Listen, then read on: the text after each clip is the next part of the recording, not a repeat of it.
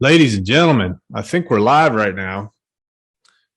Had a little bit of some technical difficulties here. We have got David Weiss on the way, and I might have messed him up a little bit because I can't figure out how to friggin' stream Zoom to restream. So I think I might have got it. So let us see here if I can get David in here. I think I can. I think I can. All right. David, where you at, man?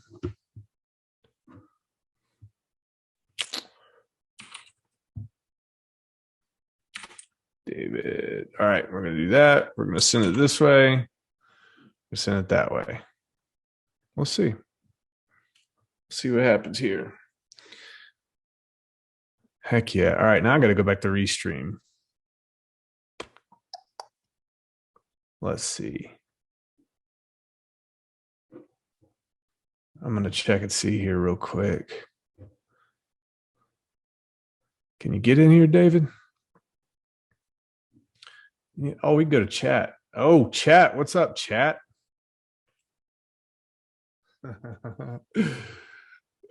Oh, man. Not spinning geocentric for sure. Go get him, Dave. Thanks so much for doing this live. Shows honesty. I told you guys I would. I told you. I might have to call Dave. I think he's here. Hold on. I'm here. I'm here. What's up, man? Hold on. Let me just get my camera turned on. I had to quickly change locations. 1 second. Where the hell's my camera? There it is. Boom. So we're live. Dude, what's up, man? That was a rough one, man. But hey, guys, just to be completely clear, we're 16 minutes late because of me. So it's not because of him. Sorry, guys. And there is a delay because I'm up on the international fake station, and no. I'm not even gonna look at the restream part because it's gonna screw me up. Seeing that delay jacks me up. We'll answer some questions later, though. All right. You can see me though, right? I see you. Yeah. You got those shades on, man. Nice shades. Yeah, thanks.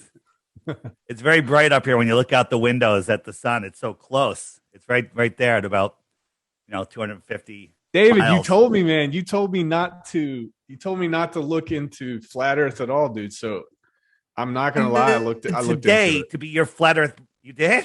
So welcome to Flat Earth. Are we there? I guess, man. I don't know where you're at. I think I know where I'm at. Wow, we're done. Earth is flat. Thank you, everybody. Bye. So I want to talk about this too, though, because here's how this came about. First and foremost, you have a small contingent of followers, and by followers I mean like fanatics. They love you, man, and they kept getting on my my stream, and they were just begging me to talk to you. And every single time they brought up flat Earth, man, I was just slamming them. Now I pick on everybody in my community. We're like, you got to talk to the Dave Weiss guy, blah blah blah blah blah. So finally, we made it happen, man. Oops, there we go. I'm just sorry about that. Yeah, listen, by the way, and if anyone, any flat earthers under here, Brandon's a good guy. He's super smart. He's smarter than I am. So he's going to get this, right? And we were all there. We were all you. Now you're an OG Hexkin, right? I am. I heard you say that you've been buying the dip to lower your average cost. Well, the dip is going to raise my average cost, so I'm tempted. I'm not tempted to buy as much, but I am liking this dip for anybody that's trying to get into Hex. Well, I think that's pretty important, man, because I think people are going to be watching this. They're all flat Earth, this, whatever. But then, like OG Hexin, are you like a day one type of guy?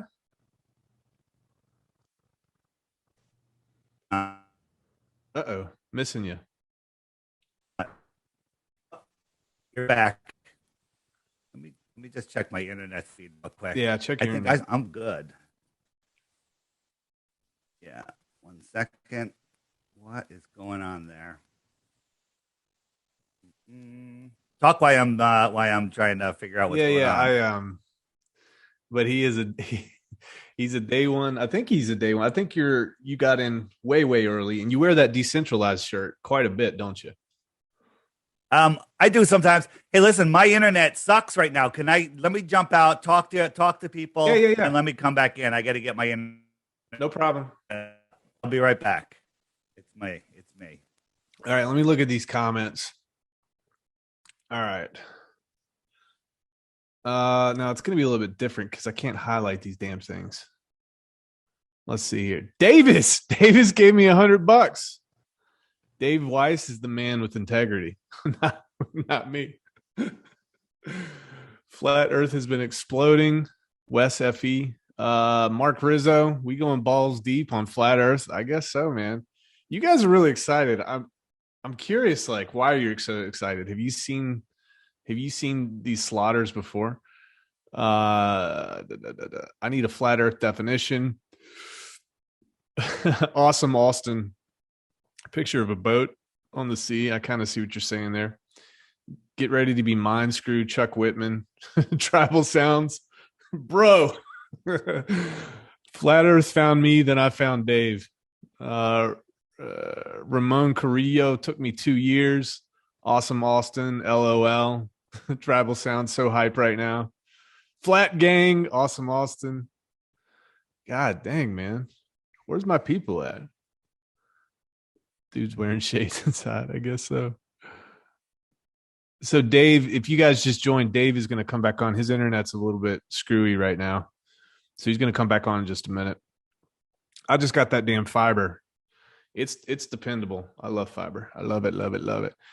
Awesome, Austin. Chainsaw Cat and Kelly D. Wilson. It's flat.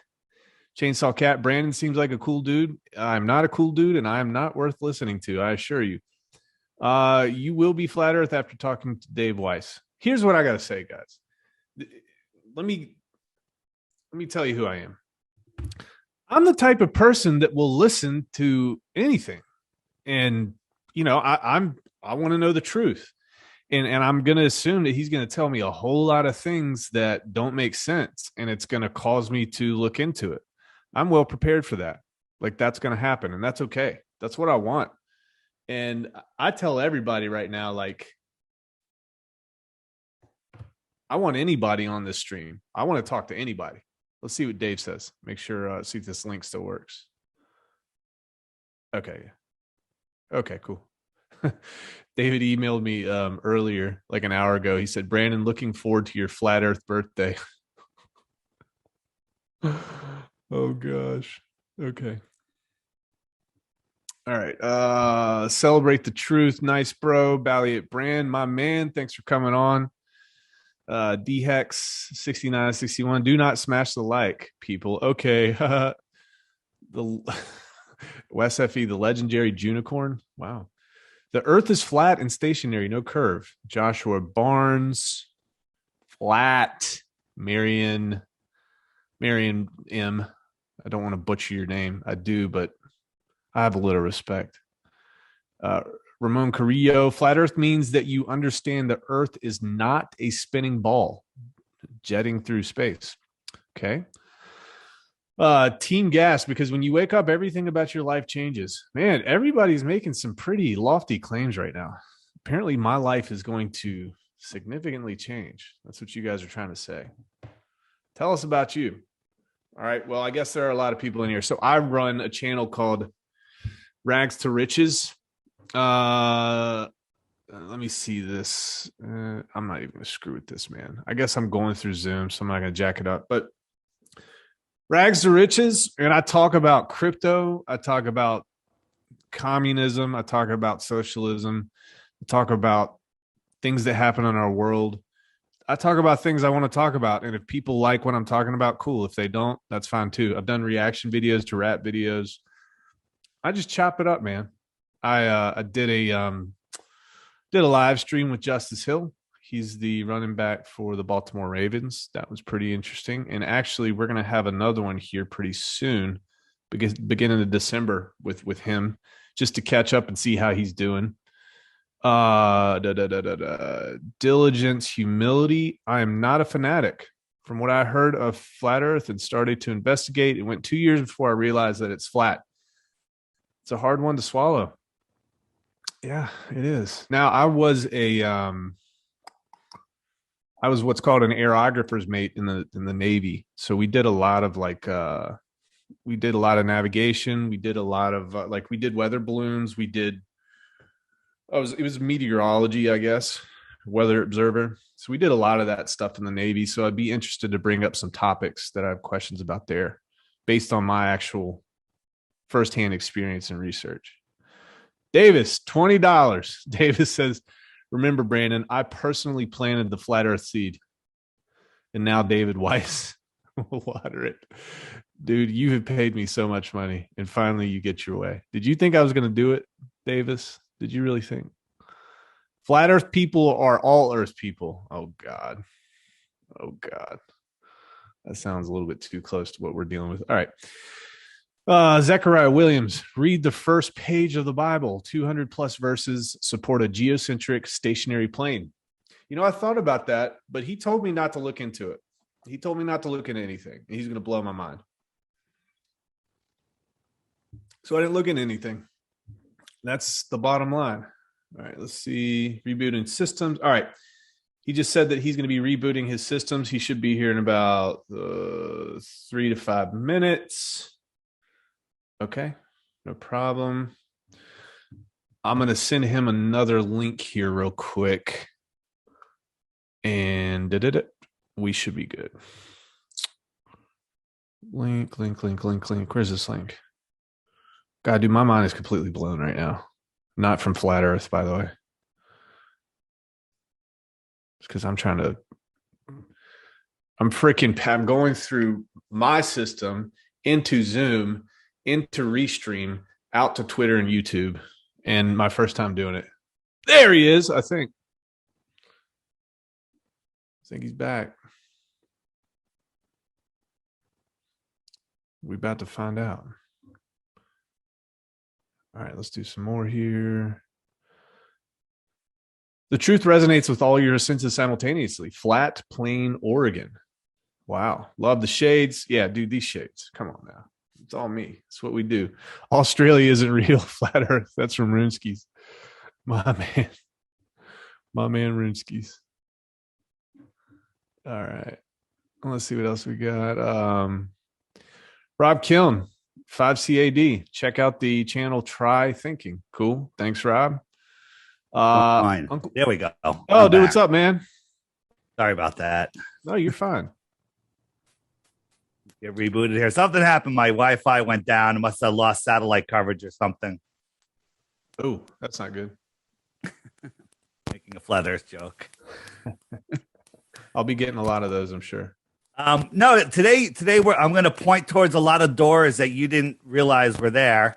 And we're going to have an interesting conversation. And then at the end of this, you're going to realize that you, like the rest of us, were all brainwashed into believing something that we've never were shown any proof to.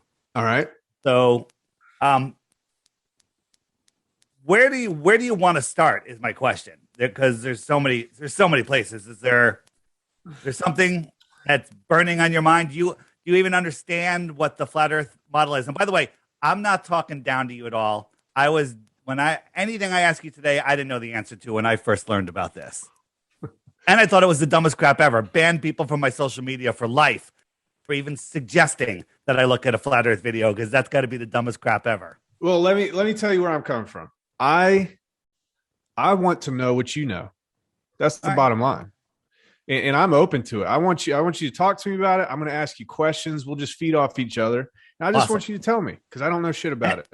And at the end, I'm going to put it together and show you why flat earth and cryptocurrency are brother and sister. This is the money system and the globe lie are how they've imprisoned us in this world. Okay. So once we put that together, you'll really start seeing. So what is the flat Earth? If you Google flat Earth, Google's going to feed you all nonsense. It's going to feed you the Flat Earth Society. We're not the Flat Earth Society. We don't think we're a disk in space like this. No flat earther thinks that. You go to the Flat Earth Society, it says the flat earthers believe that the Earth is rising at 9.8 meters per second. No flat earther believes that. Nobody. Not even nobody. There's no flat earthers that believe that. We're not a disk in space with other round planets, with other disk planets. We're not in space at all. Okay. So you have to get that entire space travel, Star Wars, Star Trek, everything that we were brought up on, everything that we loved. I'm sure you love space movies, right? Sure. We all did.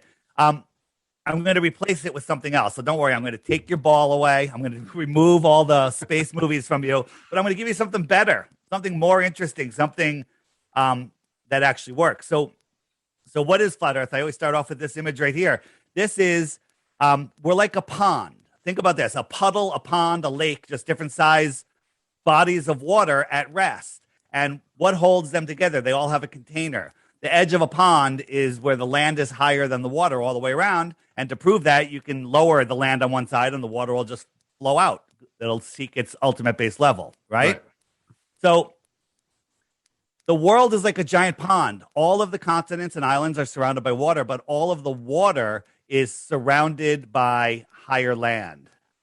Okay. Antarctica is the highest land on Earth. If you look, they tell you Antarctica is this island at the continent at the bottom of a ball. And it is the highest land on Earth. But that's not the way it is at all. Antarctica is the land that surrounds our world pond, I call it, our world lake. And large bodies of water at rest lay flat.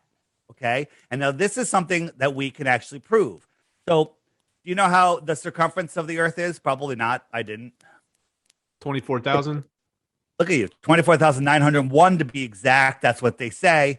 And at that size, that would dictate that a 6-foot tall person standing at the edge of the water should see a physical horizon no farther than 3 miles away.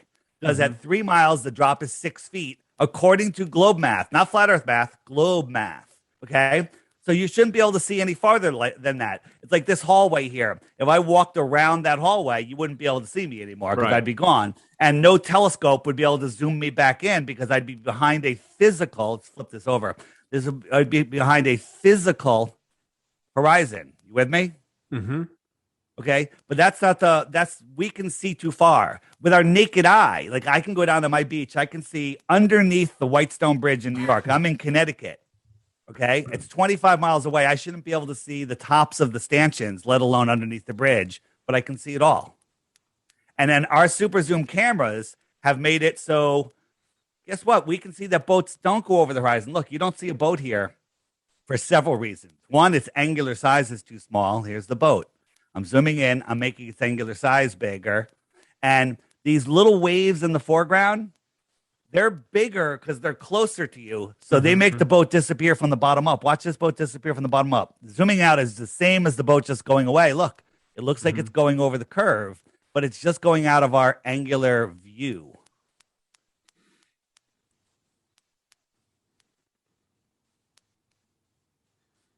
Interesting, right? Mm-hmm. So that's what got me into flat Earth. When I started looking into it, I started seeing all these videos of things that disappear over the horizon, but you can zoom in and bring them back in again. You can zoom in. And so I did the math. I bought a Nikon P900 super zoom camera, which is better than most telescopes these days. And you can zoom in and there they are. So the radius of the Earth from the center of the Earth to the surface of the Earth is just short of 4,000 miles. So this would be the curve, the curve of the Earth with a radius just about 4,000 miles. We can see things that would require a radius of over 250,000 miles. And we shouldn't be able to. Well, if we were on a ball, the ball would have to be 250,000 miles to see as far as we're able to see. Right. Okay. Versus 4,000. Okay. That's a little bit of a difference. Little bit.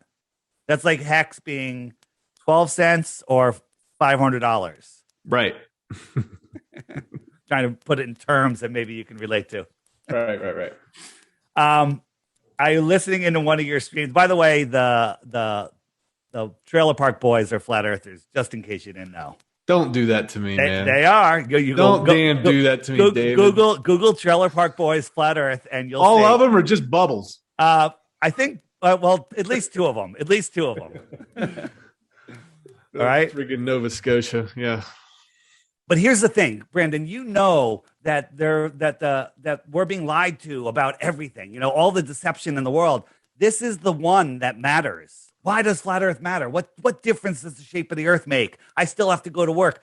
It's because it's limiting your ability to understand where you are. It's limiting your understanding of how powerful you are. It's limiting the knowledge of what this place is, and you know, and your role here. So we'll get into that more in a bit. But you had mentioned that these flat earthers, this is a common argument. No matter what you show them, they'll never believe it. You said if you put a balloon up 5 million miles, what'd you say? Yeah. What did I see? I don't remember. But if you put a balloon up, even if there was curvature, the argument is it's a some type of telephoto lens, whatever the case may be. A fisheye lens. Fisheye lens, yeah. Yeah. So one, you can't get a balloon up that high. So it's like, you know, what if I put you in a cartoon with Bugs Bunny and Roadrunner? Would you survive? That's a stupid question, right? All right. Right. So we can't get up that high. NASA can't get up that high. So it's kind of just a ridiculous argument. And then you said, well, what about Elon? Let me ask you a question. Did you actually watch the Elon Musk launch of his Tesla in space? I actually did watch it. You did? I got some crazy stuff to show you, actually. I'll show you something crazy. I'm excited. I got a UFO on there, by the way. Well, again, what if it was none of it's real? So what you have an unidentified object in something that's not even real. I'm just trying to find I have a quick little video of Elon. So when they unveiled the car, right? In the vacuum of space. First, you said you have some military experience. How do you have a tire in a vacuum without it exploding? Right. They did no modifications on that car whatsoever. Okay. Oh, here we go. And when they showed this shot of the Earth, they weren't even as high as the International Fake Station. And the International Fake Station, they don't ever see the curve of the Earth. Okay? And then we see this, and then we watch under the wheel here. What kind of car is that where you can see right through the wheel? They said there's no modifications on this car. Mm-hmm. There's so many glitches in this thing. There's so many videos showing the glitches, but YouTube is hiding them all. And this whole reflection thing, it's all just nonsense. It's nonsense. And now, like, what proof do I have that this is fake? Look at it. That's the proof. Okay. Yeah. No, I get it. I mean, when I first saw it, I'm like, how the hell could they have possibly pulled that off? That went through my head for sure. God for, if you're going to do that, how about throw a logo on there? How about a little brand recognition, right? And check this out. Coolest thing ever. Don't you think every Tesla showroom in the world should have a poster of this, right? The shot right with the Earth behind it, like ready, right?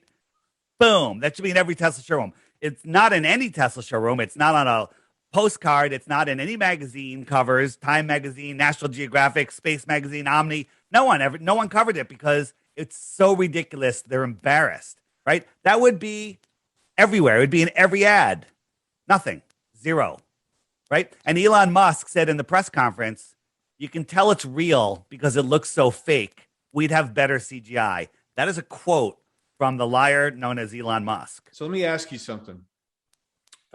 If I have questions, like I don't want to if you have a presentation. No, I have no presentation. Hit me with the questions. I didn't know if you did. I don't want to jack that up. And in the chat, my trolls are here. So there's trolls that show up in all of my videos. They have nothing on their channel. They ask the same stupid questions. So hey, I don't care. I love it. Bring them on. This is a channel for degenerates. We all are degenerates. Right. All right. So let's start here. At what point in time did the government take control of this narrative? So we're told in school that we've known the Earth is flat for over 2,000 years. When Eratosthenes back in ancient Greece figured it out with his sticks and shadows experiment. Are you familiar with that? Very vaguely. Go ahead and talk to me about it. So they said Aristophanes noticed on a certain day of the year that the sun was directly over a well, and he could see the shadow in the bottom of the well, the sun reflection. So he got a stick and held it upright, and there's no shadow. And then he sent his buddy 500 miles away, who counted the paces. That's how he knew he was 500 miles away. And he had a stick up at the same day at the same time, and there was no shadow. And because the sun is 93 million miles away, we'll get into how that ever came. The rays are coming in direct, right? Of course. Right. He assumed rays are coming in direct when nobody has ever seen rays coming in parallel. They always come in corpuscular like these, okay? Right. So ignoring that, somehow he says the rays are parallel. So here's Aristophanes, no shadow. Here's his buddy 500 miles away. Shadow measures the length of the shadow, the angle, does some perfectly good math, and figures out the sphericity of this ball. And Carl Sagan showed us in Cosmos how it could only work on a curved surface, and just brainwashed everybody with that. Okay? Great. The math is good. And he's right. If we're on a ball, it doesn't make sense, right? I mean, well, I get what you're saying. It does, but here's Aristophanes with our small local sun, like we have in the flat Earth. No shadow. Shadow does the same math, same angle, same shadow length. Right. And so, does Aristophanes prove that the Earth is flat? I'll give it a wash. No, it doesn't prove either. It works on both. It does not. I agree. But look at the rays of the sun coming in. They don't come in parallel. That's a problem. That's seriously a problem. Okay. There's no parallel rays, but they just assume they're parallel, right? So when you say parallel rays, what do you mean? You say parallel to the surface of whatever. So the sun is so far away that all of the rays are coming in straight. They say all of the rays hit the Earth almost exactly parallel to each other because the sun is so far away. Right. But when you have a local light, it spreads out. Right. It spreads out. A local light. Okay. So go ahead. You have another question? I mean, I could drill down into that. I mean, so talk to me about the atmosphere, because that's important in all of this. Yeah. Well, let's get to let me show you something else. Something else first. So we are told that we're spinning at 1,000 miles an hour. We're orbiting the sun at, do you know the number? Orbiting? No, 50, we're orbiting 66,600 miles an hour. Funny number, right? They have all these sixes, the 666s everywhere in the heliocentric satanic model. So we're orbiting at 66,000 miles an hour, and we're chasing the sun at over close to 500,000 miles an hour. Some say lower, some say more, whatever it is, 500,000 miles per hour. So can you activate screen sharing for me real quick? Yes. Let me see if I can share screen. Advanced sharing options. Allow all participants. Yeah, there you all go. Participants. All right. So I'm gonna just show you. This is called the hypersonic sled track. If I can find my share button, where is it? There it is. So this is the hypersonic sled track, and it's going to go by at Mach 8.6. Okay.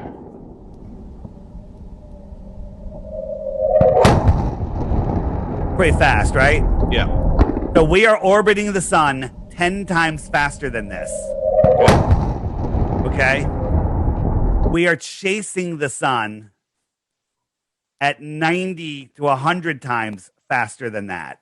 All right. And these aren't straight trajectories. These are curved paths, speeding up and slowing down. So we're going 10 times faster and 100 times faster in two different directions. But then we look at nature, and nature tells us another story. Okay. Does this look like its container is moving at those speeds? No. Are you sure? No. Don't you want to say gravity? No, like in my mind, I'll just talk out loud. Yeah. If I'm on a bus and the bus accelerates, everything inside that bus accelerates until it stops accelerating. It's at a constant speed. So is the sun accelerating through the universe, or is the sun at a constant speed through the universe? So the sun is going, and we are circling around the sun. First, we're circling this way around the sun. We're also spinning while we're circling. And then we're also chasing the sun on its curved path. All of them are curved paths. So let's say you're in a car on a perfectly smooth, straight road. You're going 100 miles an hour, and you get a dinner plate and you fill it with water. Mm-hmm. Maybe you could hold it if you get really steady. But if that car accelerates, brakes the tiniest bit or turns the tiniest bit, that water is going to slosh. This water is not sloshing. Okay? Yeah. So I'm thinking about, I'm just thinking about gravity. I'm thinking about that. There's no wind resistance in space. There's nothing to slow us down or change that. I mean, if you do go around the circle, you accelerate as you're going around that circle in an orbit. Yeah. And they say that we speed up around the sun and slow down, and speed up and slow down. And when you're rotating towards the direction you're going that speed plus 1,000 miles an hour. Right. And then when you come underneath, you're going that speed minus 1,000 miles an hour. So, Brandon, use your senses. Are you moving? Your head might be spinning right now, but before this show, you're not moving at all. And if you look at the if you listen to what they tell us the heliocentric model is doing, we're going 4.5. Wait. How many billion miles a year are we going? We're going like 4 or 5 billion. I forget the number. I just spaced out a number. Yeah. We're going like 4 billion miles a year. Okay. 4 billion miles a year. Are you familiar with the Georgia Guidestones? Yes. I watched Ancient Aliens. I think they talked about this. Yeah. So the Georgia Guidestones, besides having the New World Order marching orders on there, which is not what we're talking about here, they were built in Georgia in 1981. Yeah. And you got to remember, we're doing all of these motions.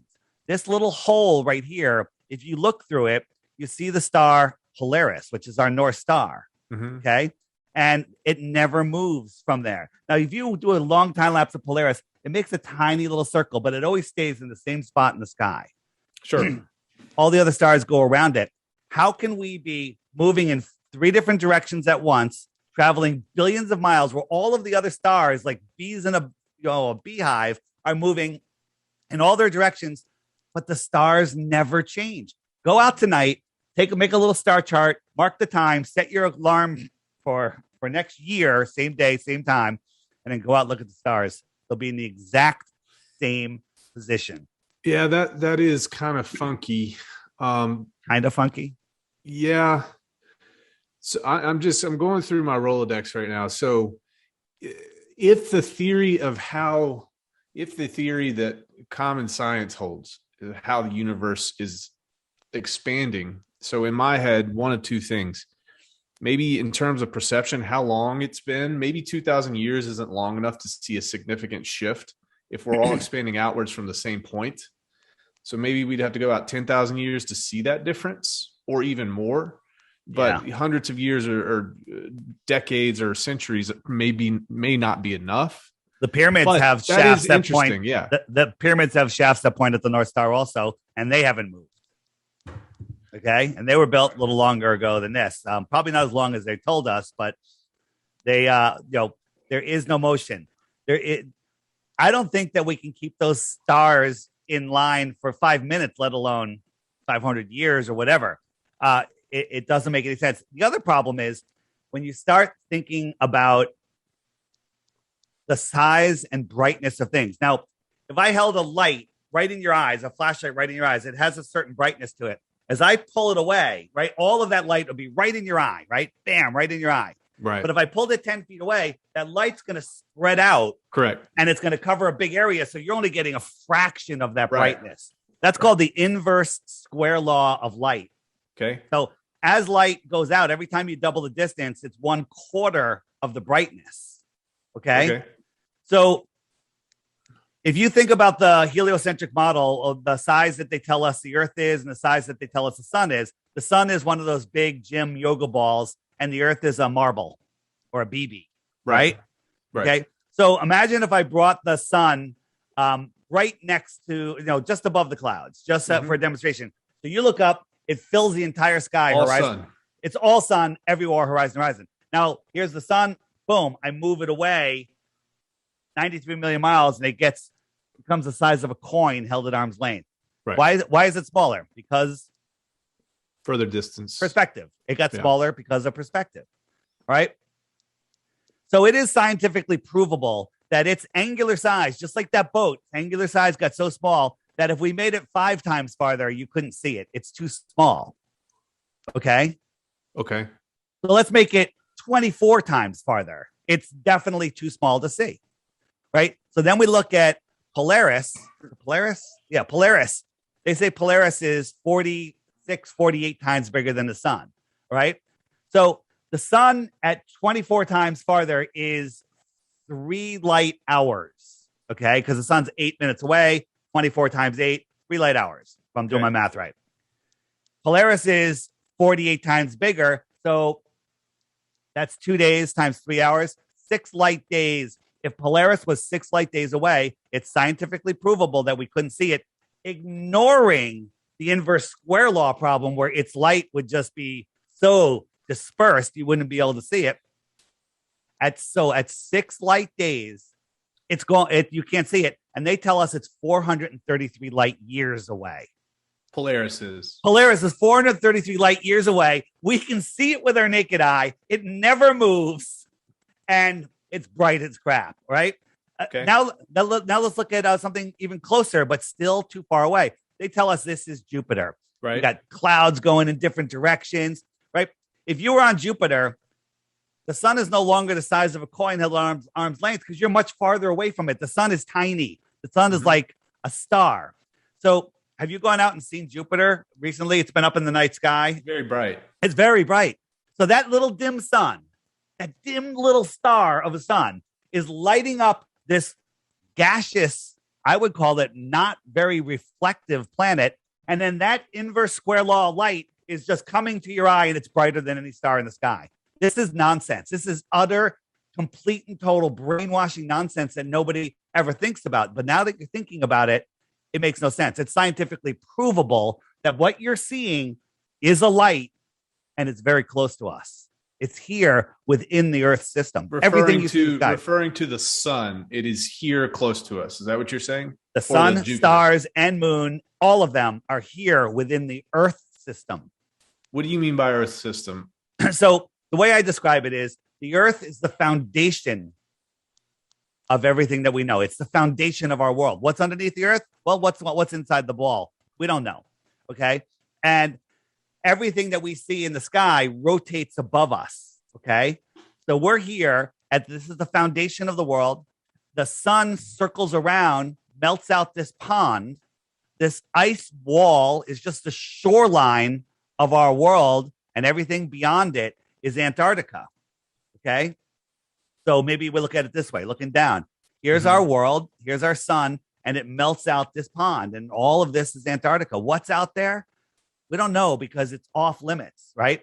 Nobody is allowed to go beyond 60 degrees south, except if you buy a vacation that costs you $20,000, $50,000, whatever. You go for 3 days. They bring you here. They show you penguins. They show you some ice, and then they kick you out. No one's allowed to independently explore out here. Why? What do they say? Well, they say, whether the story is true or not about Admiral Byrd in the 1940s and 50s, he went out there and they were exploring Antarctica.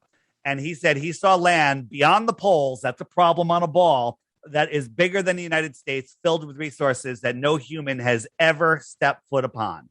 Was that like in his diary, or is that like a naval? Was he a naval guy? He was a naval guy, naval guy. And he went on CBS or ABC News. Okay. Just look up Admiral Byrd. Yeah. And he talked about this, and then he was silenced, and then he died quickly after that. Interesting. And then they put in the Antarctic Treaty. The Antarctic Treaty says, and a dozen countries signed on immediately, and now all the countries in the world have signed on. And the Antarctic Treaty says nobody, this is since 1959, is allowed to explore Antarctica under any conditions. No corporation, no person, nobody. And you can't even question the treaty until the year 2041. Now, Brandon, no treaty has ever lasted that long. This treaty comes into place when we're having wars for resources and power and everything. And we discovered land that we won't have to displace anybody on. Won't have to do anything, filled with resources. He said there's coal, uranium, oil, and no one questions this. It's the only treaty that has lasted the test of time. And if you try to go to Antarctica, you will be stopped by force. So if we could go to Antarctica, we could definitely prove or disprove this whole conversation. Well, here's the simplest way. Here's the simplest way they can prove the Earth is flat. One day they can end this. By the way, we've tried to get Neil deGrasse Tyson, the actor, Bill Nye, the lion guy with the bow tie, try to get any of these guys to debate us, and they won't, because they'll get destroyed by a dummy like me. Okay, I'm teaching Flat Earth 101 here. There's so many people that know more than I know, but I'm introing you to the basics. So they're like, we don't have time for flat earthers, but then they do show after show after show mocking flat earthers. They spend all of this time, and then they're also reacting. Every time we expose one of their lies, they move the goalposts farther and they change it. Like Neil deGrasse Tyson goes, Felix Baumgarten, he said he saw the curve. He can't see the curve. That stuff is flat, he said. That stuff is flat. Look up Neil deGrasse Tyson. That stuff is flat. Okay, so here's how you prove it. Oh, yeah. I think he was on a podcast or something, right? Yeah. And well, no, I heard him say that. He was doing a show, and a lot of podcasts play it. But again, there's no way he could have seen it from that altitude. He'd have to be like 15 or 20 times further away to see the curve or something. Or 100 times. That's what they say, but nobody, no one has ever seen it. And you were talking before about GoPro cameras. They did two space jumps before, limit of space, whatever they call. 3 test jumps before the one that was televised, and those ones were done with regular cameras, and it showed a flat Earth. This time they used GoPro cameras, and look, you could see the curve of the Earth. Okay, now here's something funny. He went up to I think 127,000 feet. Mm-hmm. They lost communications with him. They couldn't talk. They couldn't radio from the ground to 127,000 feet. But Nixon can call the guys on the moon and talk in real time. That's a whole nother story. Okay. He said he saw the curve. Now, is he a liar, or did he see the curve? Well, he's wearing a rounded glass helmet, which he'll see the curve standing on the ground. So either he thought he was going to see the curve and he saw the curve through that, or he's a liar. Either one, I don't care. But if you analyze this picture and zoom in on these rivers and stuff, okay, this is all New Mexico. All of this is New Mexico. So New Mexico is either a quarter of the planet, or this is a fisheye lens. I'm not saying this is fake. I'm saying those are your options. Okay. So this is planet New Mexico. This proves that it's not a shot. This is from almost the same height. This video. The Earth is flat and stationary. Here's the other thing. He went up. Took him 3.5 hours before he jumped. The Earth is spinning to the east at 1,000 miles an hour. Mm-hmm.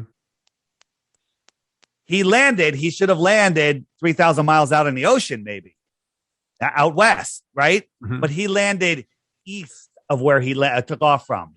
So and somehow he took off. How did he take off? He took off balloon. Just via balloon straight up, right? Balloon straight up. So he's unattached from the spinning Earth, getting up into thinner and thinner air, and somehow he accelerated to outrun the spin of the Earth. That's a good point. That's interesting. Like the other part about New Mexico, like that point, like Neil deGrasse Tyson said the same thing you just did.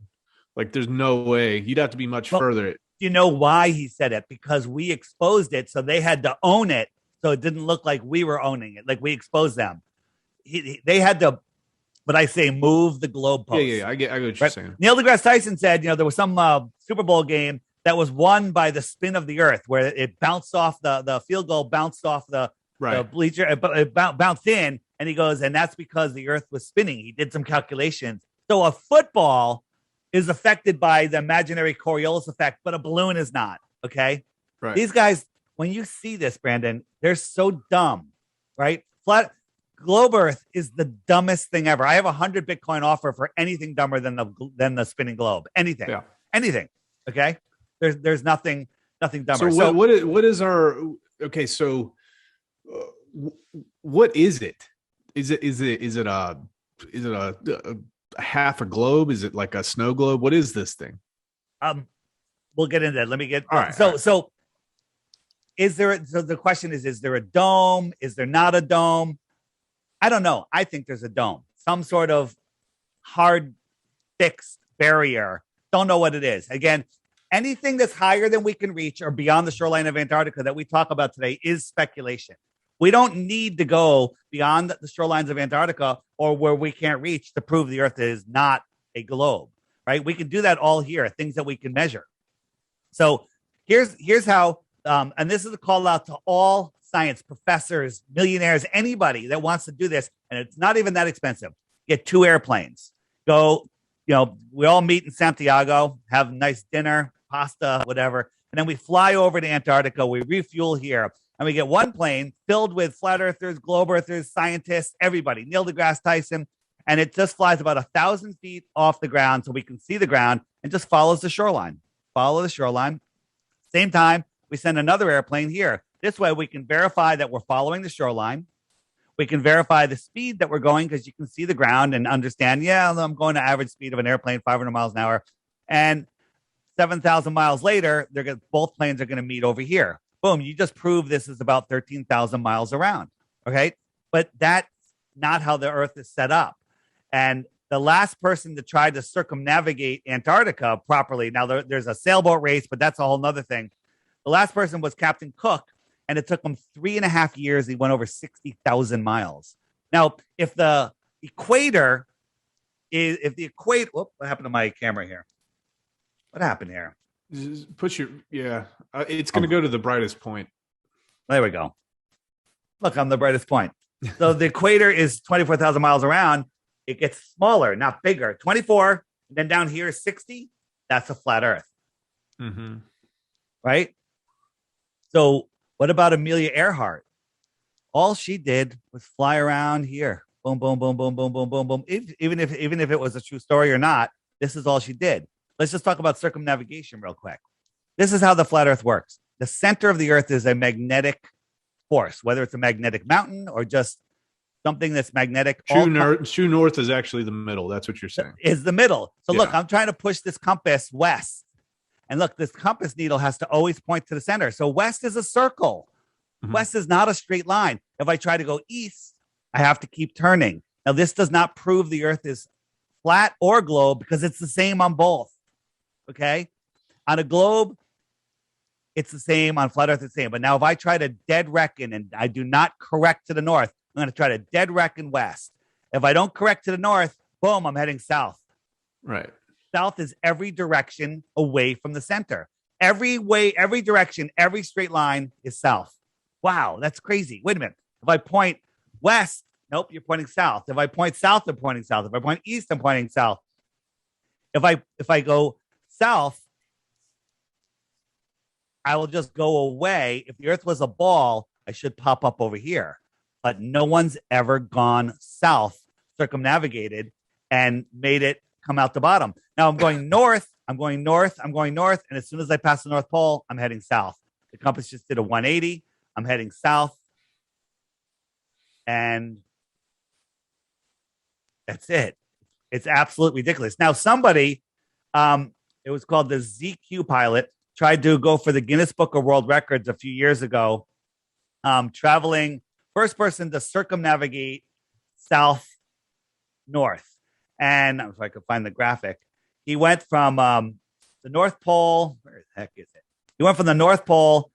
He went down and went to, if I could find the graphic, it'd be a lot better.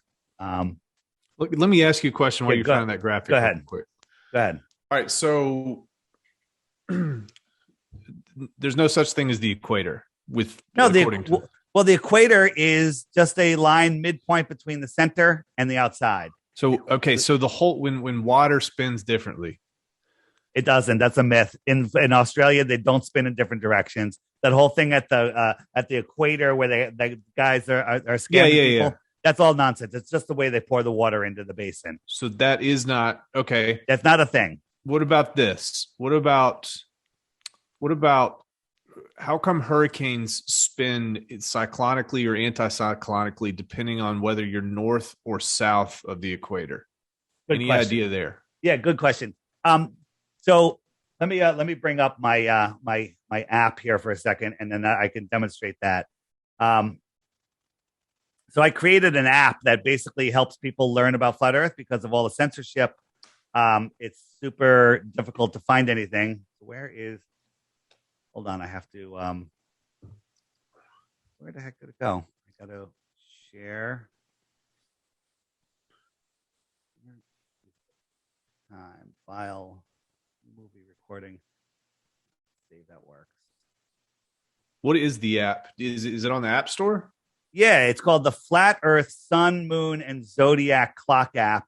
Let me just I'll bring up a little I'm thing. gonna check it out. So you can find it. You can just scan, point it right there. It's $3, and you don't need to subscribe when the subscribe thing comes up. You don't need to subscribe. But let me just I have to quick time for a second. Quick time. So just like when you push a paddle through water or push your hand through a body of water, you'll see counter rotating vortices On each side, right? on each side. So the sun and the moon travel in a circle over the flat Earth in between the two tropics, basically near the equator, a little bit in, a little bit out, and they cause a electromagnetic wake. Now, sometimes when a spinning storm in the south comes up towards the equator, if the sun and the moon aren't there, it will cross the equator and spin the wrong direction on the other side, which completely negates, in my opinion, the spinning, the spinning explanation. Okay. So you're saying that the wake is formed north and south of each one of those two bodies. The wake will be a different direction on the north than it would be the south. It would be correct. So, and that's why. So the equator has nothing to do with the landmass, and it has actually everything to do with the sun and the moon. Absolutely. So let's go over this. This is gonna be interesting. Why is my camera doing that? Hello, bam. There you go. All right. So here's the flat Earth. Looking on the flat Earth, and by the way, our map is not perfect. It's way better than the globe map, which is way off. Wherever the sun is, that's where it's noon. So right now it's noon in Africa. Okay. So wherever the sun is, it's noon. And the sun goes around and it migrates in between these two yellow lines. On June 21st, it's over the inner one. That's where are you located, Brendan? East Coast. East US. Coast. Whereabouts? Yep. I'm in Connecticut. Virginia. All right. You just missed our Flattoberfest conference down in South Carolina. Okay. So and June 21st, it's over the inner one. So let me just move it to June. March, April, May, June. So in June, the sun is over the Tropic of Cancer, and that's when it's close to us. Okay. It's like if you were standing under a street light, that light is your summer sun. It's, if you were in Miami, that would be your summer sun in June. And then so that's explaining why the sun is lower towards the horizon in the wintertime. We don't get the direct rays because it's farther away. It's farther away. So you're standing on a street light down the road, 100 yards, whatever. There's another street light. It's farther away. It's lower in the sky. But if I was standing under that light, it would be high in the sky above me, and your light would be low in the sky. So right now, look, in June, it's hot in Miami because the sun goes right over Miami. Right. It's hot in Mexico, Southern California, because the sun's right there. But at the same time, Australia is having their winter because the sun is farther away. Right. Okay. If I jump forward 6 months, Australia has their summer and we have our winter because the sun is farther away. And because it's farther away, we have shorter days. We have less heat. And that's pretty interesting. And it makes sense. The problem is they say, well, it's because of the tilt of the earth and the spreading of the light, because we're tilted away, the light is spread out a little bit. Yeah. It travels 93 million miles and the little tilt of the earth is affecting it, ignoring the inverse square law of heat and light, all of that. It's just utter nonsense. And did you know during our winter, they tell us the sun is 3.5 million miles closer to us. Okay. But I can go out here in Connecticut when there's December 21st, look up at the sun at noon when it's at the highest point for the day, and I can barely feel the heat on my face. But in June, when the sun is 3.5 million miles farther away in the helio bullshit model, at sunrise, I can feel the heat blasting on my face. I can get a tan. I can soak up some vitamin D when the sun is literally at the farthest tilt it could possibly be. And that's because it's closer. It's closer because it's small. It's here. It's closer because it's so the globe folks, they basically say that that's caused because of the tilt of the earth on the axis and based on the angle of the sun in the wintertime or summer. That's what they say, correct? They say a lot of things. Why is it? All right. Okay. So they say that, here's the heat path of the earth. Well, what about the tilt? How is that possible? The sun, if the earth is spinning, how is that heat path like that? And if we look at the flat earth model, it works perfectly. Yeah. It works perfectly on a flat earth model because the sun is migrating in and out. And so as it goes around, it migrates in and out. So everything in between the tropics, everything in between these lines is the tropics because the sun is always in between here. So it never gets far away from the equator. That's why it's always warm. Okay. So check this out. If we're in the center, are we near the Arctic or the Antarctic? We're near the Arctic. We're in the North. Arctic, right? Yeah. So they're talking about the sun. Anything inside of the Tropic of Cancer is considered the Arctic area. Okay. The sun is arcing around us. You see it arcing around us? Mm-hmm. Anything outside of the Tropic of Capricorn, anything outside of this is near the Antarctic. And if you're out here, southern, Santiago or South Africa or southern Australia or New Zealand or out here in Antarctica, the sun is no longer arcing around you. It's coming towards you and then arcing away from you. So it's antarcing, the Antarctic versus the Arctic. All right. So let me ask you this. How do we explain the prolonged nights in the northern latitudes? Absolutely. It's like 90 days a night or something. Yeah. So the sun we can only see the sun at a certain distance. So when the sun is all the way out here, when the sun is out far away from the Arctic, you can't see it never gets close enough to light these inner places. Now the app, there's a lot of gray area on the app. The app doesn't show it exactly, but I have some videos that do show night and day. Let me actually show you that. Well, actually, I'll show you that in a moment when I get out of the app. And so I am actually confused. So what causes night and day in this model? All right. So let's get out of the app and then I'll show you. So what causes night and day? What causes night and day, and then what causes the seasons? Because that's where I'm kind of caught up. I see what. How do you connect? All right. So let's say you came up to visit me here in February and it's freezing cold, and you and I decided to have a couple beers. We're sitting outside of my yard. We're 20 feet apart because of the COVIDs, and we're freezing our butts off. Okay. Uh-huh. And so somebody comes out with a pole and holds a huge heat lamp 10 feet over your head, directly over your head. And you're like, oh, that feels really nice. That's your summer sun. I'm looking at that heat lamp going, it's lower in the sky for me, and I could barely feel the heat. I'm freezing. So then they decide to walk over to me, never lowering it. And you'll see it go lower. I'll see it come higher. And now I'm warm again because the sun is directly over me and close and high. Yours is far and low.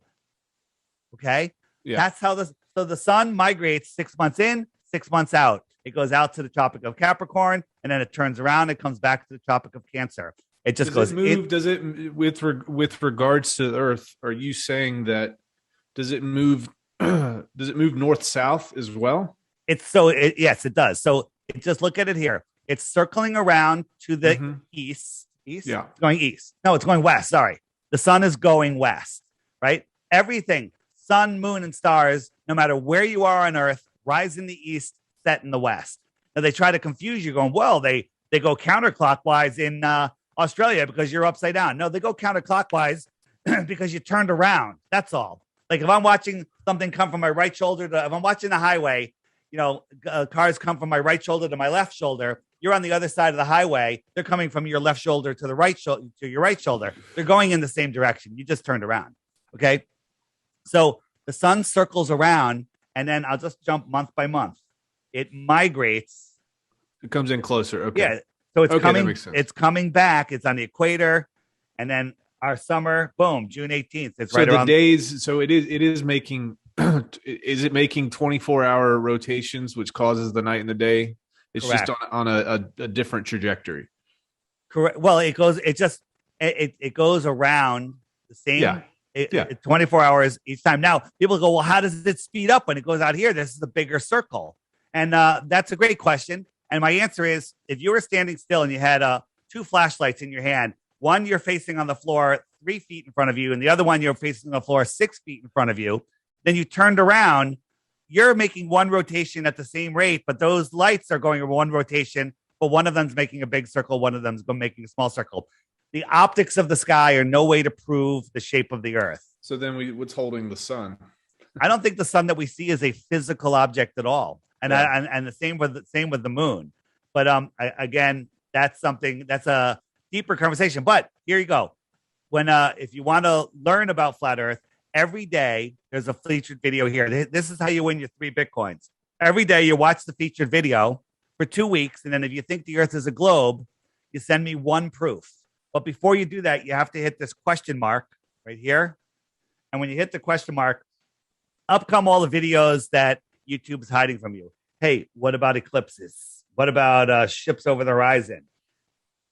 Or what about seasons? If I hit what about seasons, up comes a playlist of videos that will fully explain way better than I did the problem with the helio-nonsensical seasons model, right? What about eclipses? You hit what about eclipses? These videos won't come up if you search for them on YouTube, but here they all are. And this is how this will explain what's not happening in the sky. Now, I heard you talk about, how it's weird that the eclipse, you think it would get bigger, but then you said they trained you with umbra, and penumbra, which is also nonsense.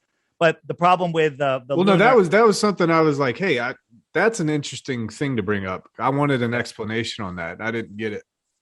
Yeah, no, there is no explanation because it's all nonsense. Let me get out of here. But one other thing, Brandon, you think that flat Earth is just a little group of crazy people? No, this is an ever expanding thing. If you hit the little handshake button, these are the flat Earthers that are near me. Okay. Yeah. All of these dots are flat Earthers, right? They're all across the world. And the app lets you message them. I can tap on a dot and send somebody a message, or I have it set for 50 kilometers.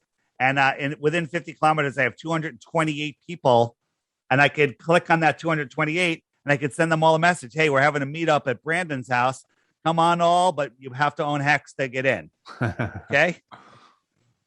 And it's a way that we're all connecting with each other.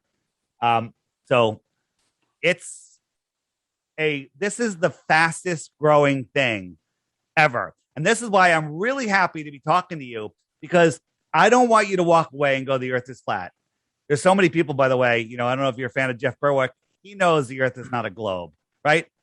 There's so many people out there, but this community is a really smart community, and it's growing faster and faster. And the target market for this community is every single person on Earth. Okay. Every single person on Earth. There's no other bigger target market for anything. Well, and the other thing is, the why does it matter? It matters so much. It takes you out of this mental prison and brings you, like, Brandon, you have your show you do. And how did that show come to be? Did somebody make it for you? Nope. You made it with your mind. You had an idea, you had an inspiration, and you manifested it. Okay. And so they don't want us to know the power of our mind. Our minds create our reality. They want us living in fear. We're running out of water. Nonsense. There's infinite water. We're running out of food. Baloney. You stick a seed in the ground, water falls from the sky, food grows. Okay. We're overpopulated. You can take every person in the United States and give them a half an acre in Texas. right? Mm-hmm. Right. It's all lies. They want to keep us in fear. They want us to believe that we don't have an immune system. It's insanity what's going on. And the way they get away with this is people are lost in space, spinning out of control. All right, so let's talk. This is conjecture. You don't have the answers to these, but I'm curious to know what your thoughts are. So, to make this all work, there has to be some type of governments have to be working together for some reason. Either they're in on it and they're the reason and the cause of it, or there's something else that's working together with them. Yeah. Talk to me about that. Yeah. So NASA runs all of the space agencies in the world. They're all nonsense. And they, China just landed on Mars, right? Did you know that China landed a rover on Mars last year? Here is the only proof that China landed a rover on Mars. This was shown live on television. I don't know who the hell filmed it. Look at this shadow, too. All right. You know who laughs at that? Kyle, Cartman, and Kenny. They're all laughing at that. They're like, that's ridiculous. Obviously, okay? like cartoon and yeah. Well, that's all. This is all they have. All they have to show us. Okay.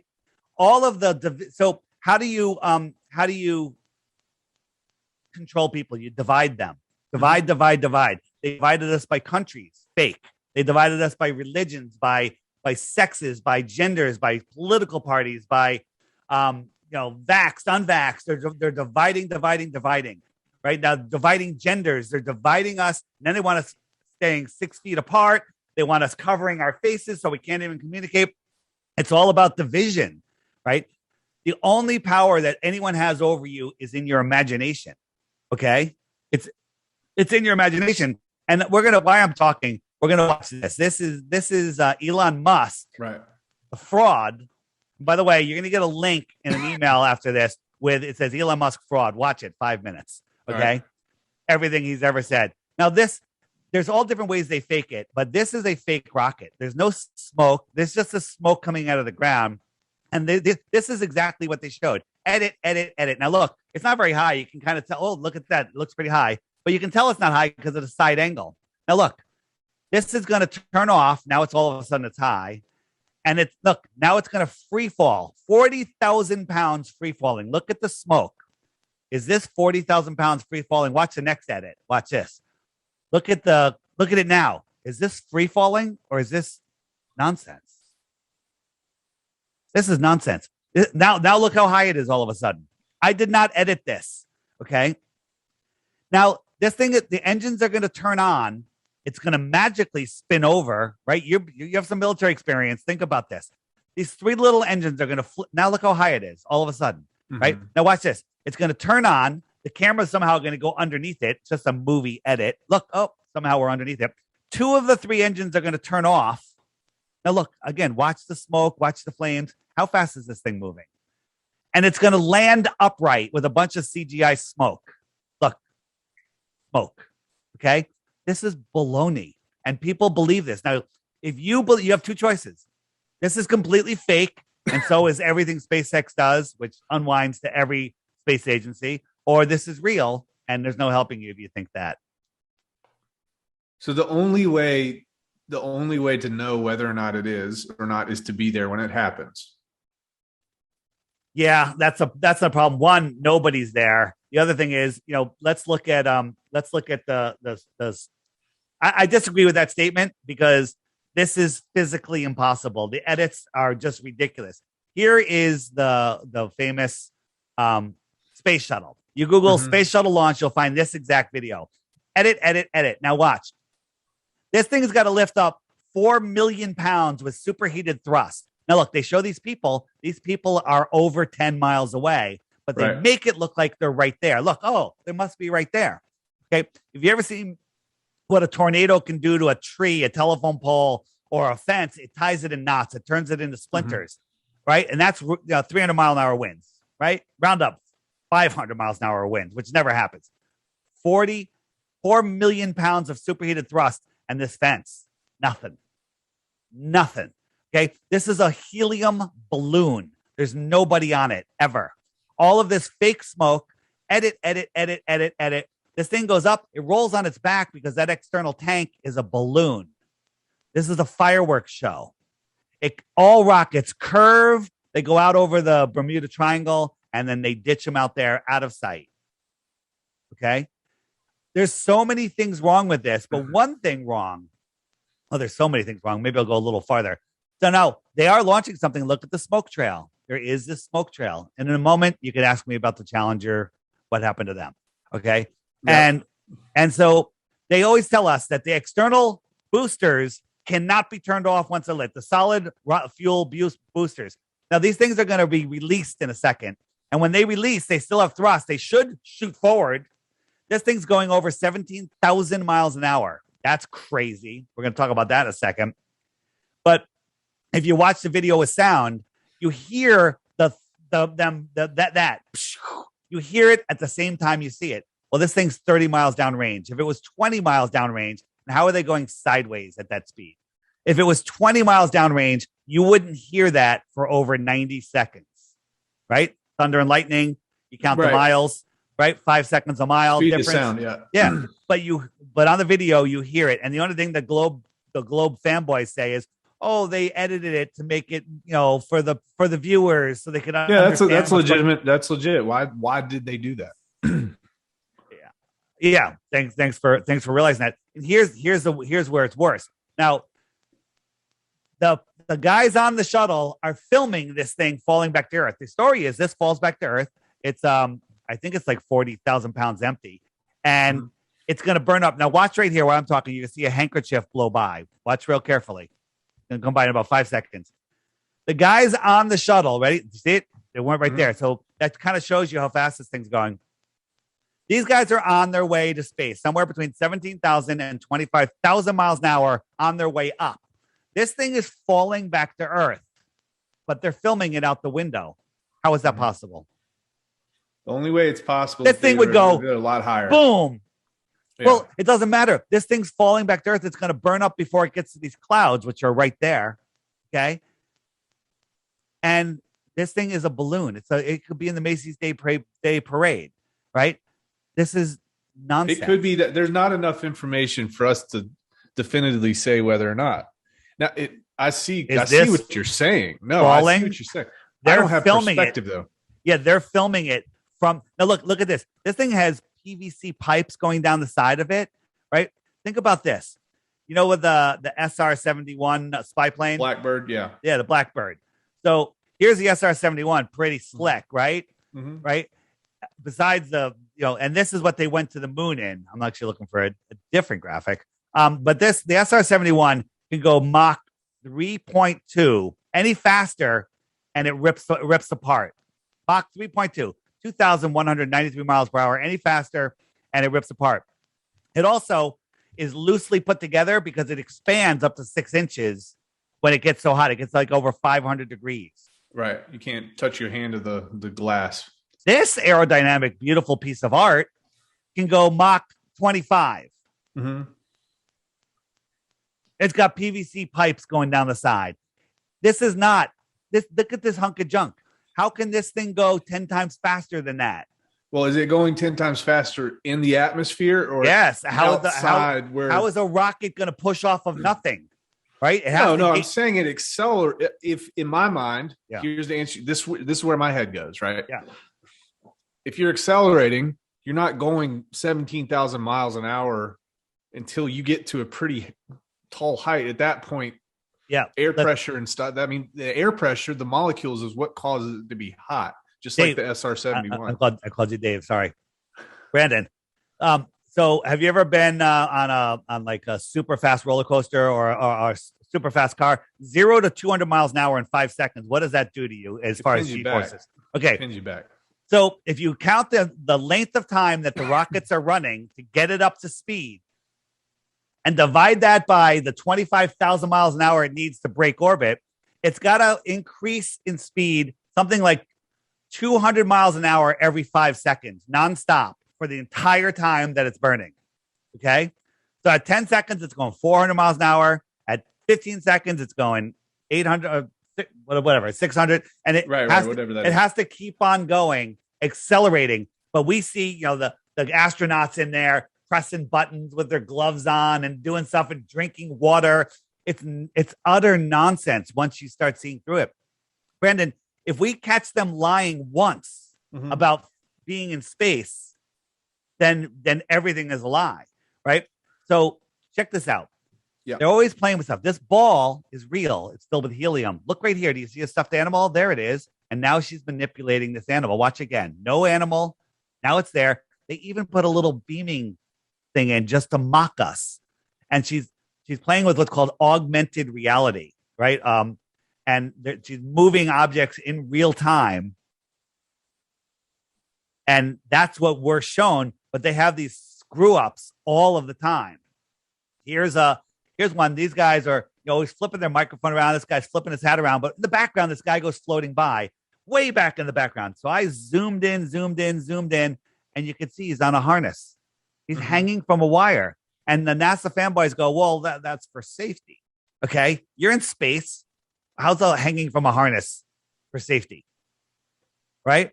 And then what happens is in the script, this guy's flipping his hat around, dazzling everybody. I'm going to zoom out in a second. And in the script, he's supposed to hand his hat to the green guy, and the green guy's supposed to put the hat over on the wall. Okay? So I'm editing it back and forth here. But he accidentally moves his arm, and the green guy thinks that he's passing him the hat because the hat's not real. So watch, he moves his arm. He thinks it's the hat, and the guy grabs it and puts it away. Oops. And he's like, oh. And we watch, and they're stuttering. They're trying to recover from this. They're either using augmented contact lenses. They have a screen behind the camera. Did you make that video? Yeah, I took this from the original video. They took down the video, right? They took down the original video, and they do this all the time. Sound with it or any context at all? We gotta find it. Any flat earthers out there that know where the original of this is, I'd love to have it. I was looking for it, but I haven't really looked for it recently. But that's very like, what the heck? But I would want to hear what they were saying just to make sure. Yeah, you should hear them. But by the way, these guys, all the astronauts, they're the dumbest guys on Earth. Have you ever heard an astronaut talk? They're so dumb. It's unbelievable. Like Don Pettit, we lost the technology to go back to the moon, and it's a painful process to build it back again, right?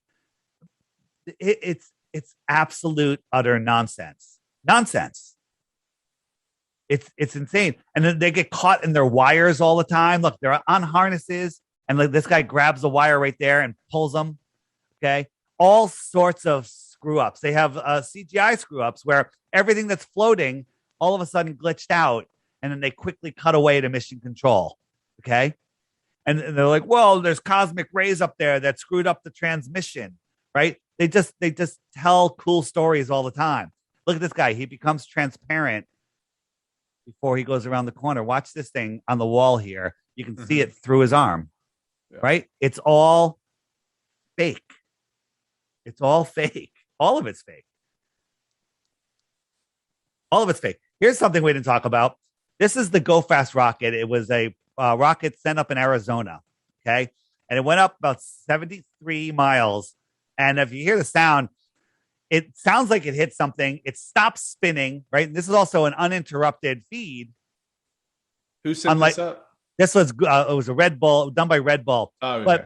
But the whole idea, did it hit something? I think it did. It hit some plasma or something. But more importantly, whatever the reason it stopped spinning was when all of a sudden it turns sideways and you can see the moon. There's the moon. Yeah. Okay. This is Arizona. If Arizona is on the top of a basketball, this rocket is a 0.5 millimeter above the basketball. New Zealand is on the bottom of the basketball. And at the time this happened, the moon was over New Zealand. How did we see the moon? You shouldn't have been able to. Thank you. Here's a distance thing. Illusion, France. The famous viewing spot out here is Mount Canigou, 175 miles away. According to Globe Math, from the viewer's height to Mount Canigou, the top of the mountain should be hidden by a mile of curvature. Okay, it should be a mile below the curvature. And we don't see a mountain because the light bouncing off the mountain can't push all the way through the water. Like if we're in a swimming pool 100 yards long and I drew a smiley face on the far wall, you couldn't see it. But if I had a light shining there, you'd probably see the light because it can push its brightness. But 2 days a year, when the sun lines up, on its journey in between the two tropics, it lines up with Mount Canigou. All of a sudden, you can see it. The top of this mountain right there should be a mile below the curve. Now, the ballers will say, well, this is a refraction. The sun is already set and the mountain is already over the curve, but it's floating up and coming to eye level. But somehow, this mirage is bright enough to block it. And, my answer is cool story, bro. Right? That's all they got. They got nothing. My glasses don't do anything next to Brandon's, right? Like I put the glasses on and people are like, cool. Dude, quite literally, I'm actually jealous of yours, to be honest. So it's not as fun. Let me think about this real quick. So,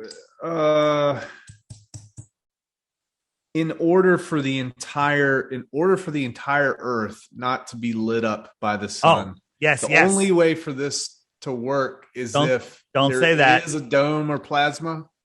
No, absolutely not. There may not be a dome. Some people don't think. And again, we're speculating, but let's talk about how we see the sunset. Okay. It's very easy. Just like when you're looking down the road of streetlights, they go lower and lower and lower in the sky as they go farther and farther away. So how can we demonstrate this? If I could find my video again.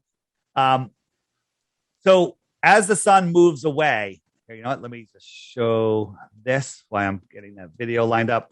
So depending on where you are, the sun, you can clearly see that it's going away. It's getting smaller and well, the size is another thing, but you can see that it's moving farther away. You have to believe that you're falling over backwards here, faster than the speed of sound.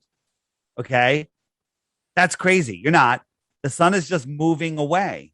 It's just moving away from you, getting farther away. It's getting lower. And as it gets lower, you're looking through thicker and thicker atmosphere. When you look across the atmosphere, it's like if you were a foot under the water in a pool, you look across, you're looking through all the atmosphere. But if you look up, you're only looking through a couple inches of water. And so you can see, it's not blocking you. The water will become so dense, and it's just like the air, that it will block your view. So as the sun moves away, right, these clouds are all at the same height. It's just moving beyond these clouds. And then in 20, 30 miles, the clouds merge with the horizon, and then its sun just kind of looks like it's setting below it. So here's the experiment I did called my Flat Earth Kitchen. This line is level. You can see that it's level because we're watching it from an elevated view, from a celestial point of view. And I'm moving the sun across it. Now, this here could be mountains, could be a city skyline, it could be a cloud deck, whatever. This is, but it's opaque, and the sun never goes below it. Now, I have a camera on the other end of the counter, down low, looking up, and now you can see this line. It looks like it's going down, but we know that it's a level line. And if I showed you this first, this right here is at eye level. It looks like it's at eye level, but it's way higher. It looks like the sun is going below it, but it's not. It's just, look at the line now. It's almost going straight down. And just from that short distance on my counter, the top of that thing looks like it's at eye level. Now let's compare it to a real sunset. You would think that this is the horizon, but look what's happening here. This is what I call the atmospheric deck of opacity. It's just where the atmosphere just becomes so opaque that it blocks the clouds. Compare these two. So the particles in the atmosphere are what blocks the light from reaching you when the sun's far, far away. That's what you're saying. Exactly. And here's this one will blow your mind. This is me in Connecticut here filming a sunset. You have to do it in the winter. Super cold, super clear, no humidity. And I got my drone up as high as I can get it, and I'm watching the sun.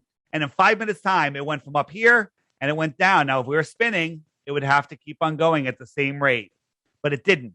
It went down, down, down, down, down. And then it slowed down and it stopped. And it sat here for 10 minutes. This is super sped up. And instead of dropping down, it disappeared into the soup of the atmosphere. Show it again right here. Mm-hmm. It never goes below. It just can't push through. It's like if you're looking through a pane of glass, no problem. Stack 10 panes of glass. Okay.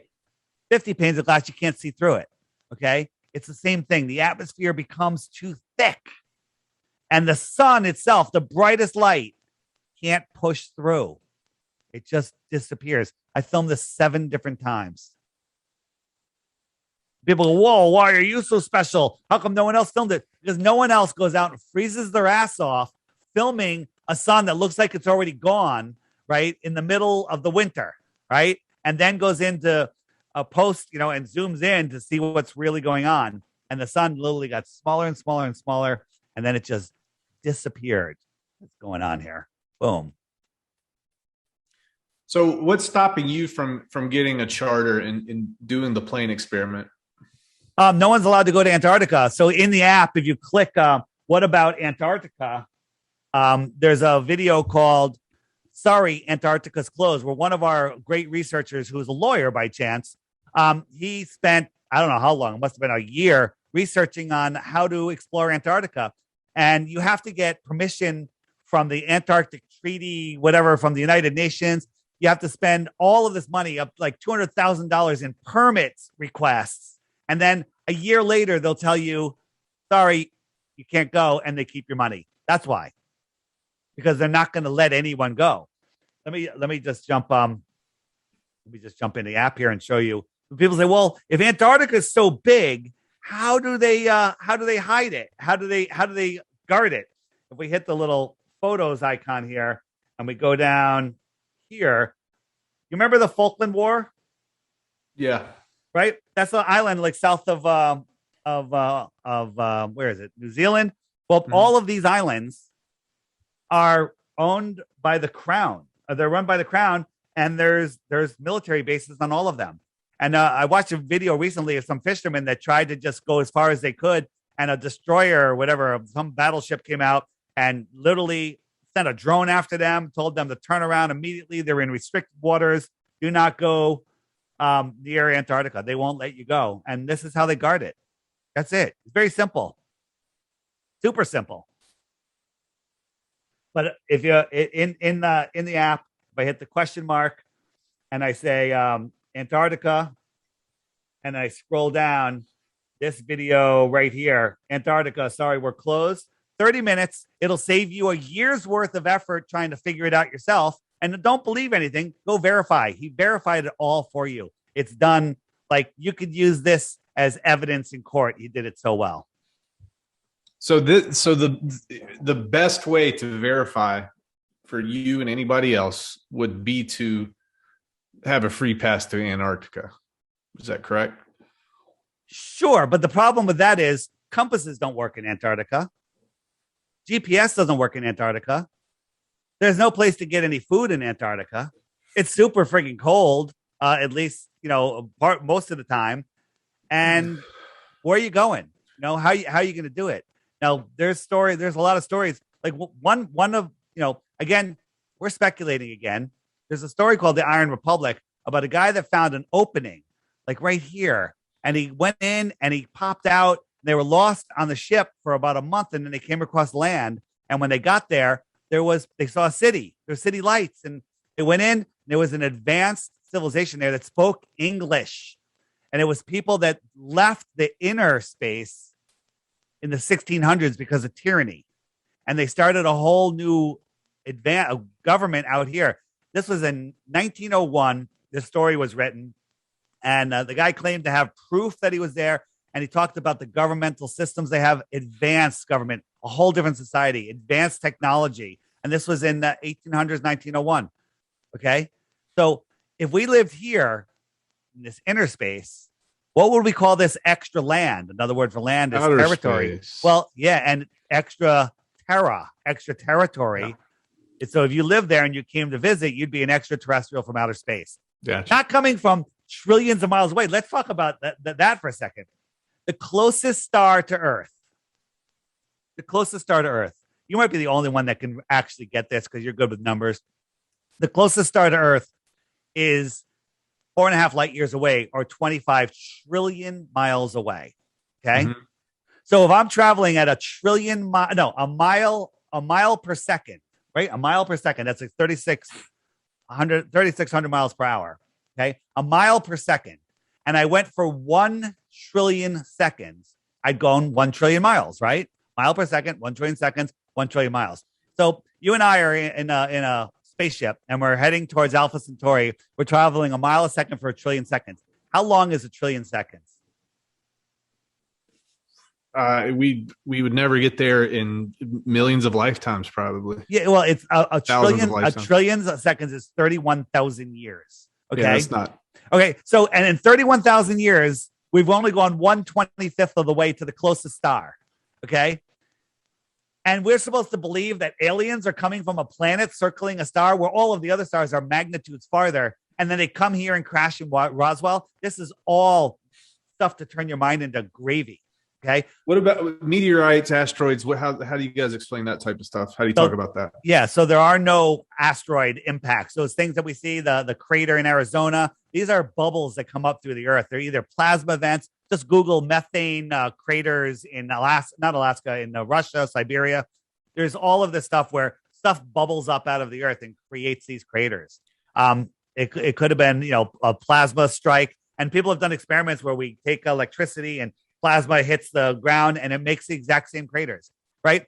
Why don't the craters, like we see, like in Russia, the dashboard cam sees a meteor coming in. They're always coming in at these sharp angles. Well, every hole we see is perfectly round. All the craters on the moon are perfectly round. How come none of them hit at an angle and make a gash? Okay. It's nonsense. And meteor showers, right? They tell us that we're going through a comet's trail where there's dust. But every year on second or third week in August, we have the Perseus meteor shower.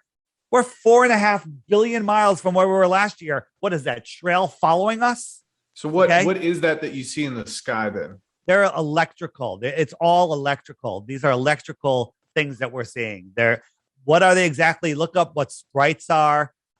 These are electrical events that are happening. If they were asteroid, grains of sand coming in, we'd occasionally or quite often see an asteroid shoot up from the horizon, right? Because they're skimming across the ball from all different directions. No one ever sees one come up. They all go down. None of them shoot up from the horizon. That makes no sense on a ball. It makes perfect sense on a flat Earth. So Shoemaker Levy 9. Nonsense. Comet. It's a light in the sky. I saw it. It wasn't as bright. I was excited to see this thing. I even saw it when Halley's Comet came around. I couldn't see it. I thought I was going to be so excited. These are luminaries within the sky, right? These things that we see, as I proved before, the inverse square law of light, the reflectiveness of Jupiter, make no sense. Mars, you can see Mars, the same thing with the reflectiveness of Mars. But when we take our consumer optics and zoom in, we see stuff like this. We don't see the nonsense that NASA gives us, right? NASA and Disney work very close together. NASA and Disney, right? Why would NASA and Disney work so close together? Why did all of the guys, just before the moon landing in 1969, why was trying to find the image? Of course, I can't find it. Why were Disney and NASA and here we go, and movie directors? Why were they all together in Hollywood just before the moon landings? Stanley Kubrick, right? Why were they all together? Because it was a Hollywood production. So, all right. So let's talk about communication. So cell phone technology can just be explained by towers, right? Towers and undersea cables. Absolutely. Undersea cables. So out of curiosity, do you believe, do satellites exist? No. Well, okay. So here's the thing. Satellites, you have to remember, we're corkscrewing through an infinite vacuum, and somehow a satellite can stay geostationary over a certain spot on the land, right? Well, we're corkscrewing, swirling, turning, going around the sun, but that satellite always just mirrors a spot on the Earth. That is insanity, right? Even if the Earth was just spinning, how is it going to do that, right? And the whole Lagrange point halfway between the sun and the moon, the Earth, and it finds where the gravity's not pulling either way. We're corkscrewing through a space vacuum. Nonsense, right? Here are the undersea cables, but there should be a cable from Santiago to Australia, but instead It goes all the way up and around and down. Okay. Let me ask you a question. Mhm. If we're on a ball, the equator's right at the halfway point, and you want to fly from any northern location above the equator to any other northern location, Go over top. would you ever cross the equator? No. Okay. How about from a southern location to another southern location? Would you ever cross the equator? No need. Okay. Well, let's look at some flights. Mhm. Here's a flight from Auckland to Lima, Peru, and it goes all the way up to Los Angeles and all the way down. When everyone on the plane wants to go here, no need to go pick up passengers here. No need. This is a long, I think this is longer, but it's about the same. But if you look at it on a flat Earth map, bam, bam, bam, straight line, right? Okay. But never are two flights from the north, an origin and destination in north. Never ever does one of them cross the equator, right? But there's plenty that do, the far southern ones do cross the equator twice. Makes absolutely no sense. Why? Okay. So out of curiosity, and I'm not a man-made climate change type of person. If there is, I don't think it. Wait. Hold on. Don't question climate change on YouTube. Be careful what you say. Oh, well, I'll probably jack that up. All right. So out of curiosity, based on your model, based how the sun operates, why do we have such fluctuations in temperatures? Is that just based off the radiation that's coming off the sun? Think about my my heat lamp thing or outside. A heat lamp near you heats you up, right? Mm-hmm. And a heat lamp far away from you doesn't heat you up. The sun is just moving, heating up stuff in between the tropics. And when it gets to the inner, it's heating up the north a little bit. When it gets to the outer, it's heating up the outer south a little bit. Wouldn't we have more consistency, though, climatologically? So we do have a lot of consistency. Like in the summer, it's freaking hot here. In the winter, it's freaking cold here. Okay, every year it's pretty much the same. And now there is some climate change happening, but that's for numerous other reasons. But where's I going with that? So if the ball is tilted 6 months apart, the same northern latitude should have the same weather as the southern latitude at the equal southern latitude, right? 60 degrees north should have the same plants, animals, and weather that 60 degrees south has 6 months later, right? Because we're, here's the sun, we're tilted towards it, and then, 6 months later, it's tilted towards it over here.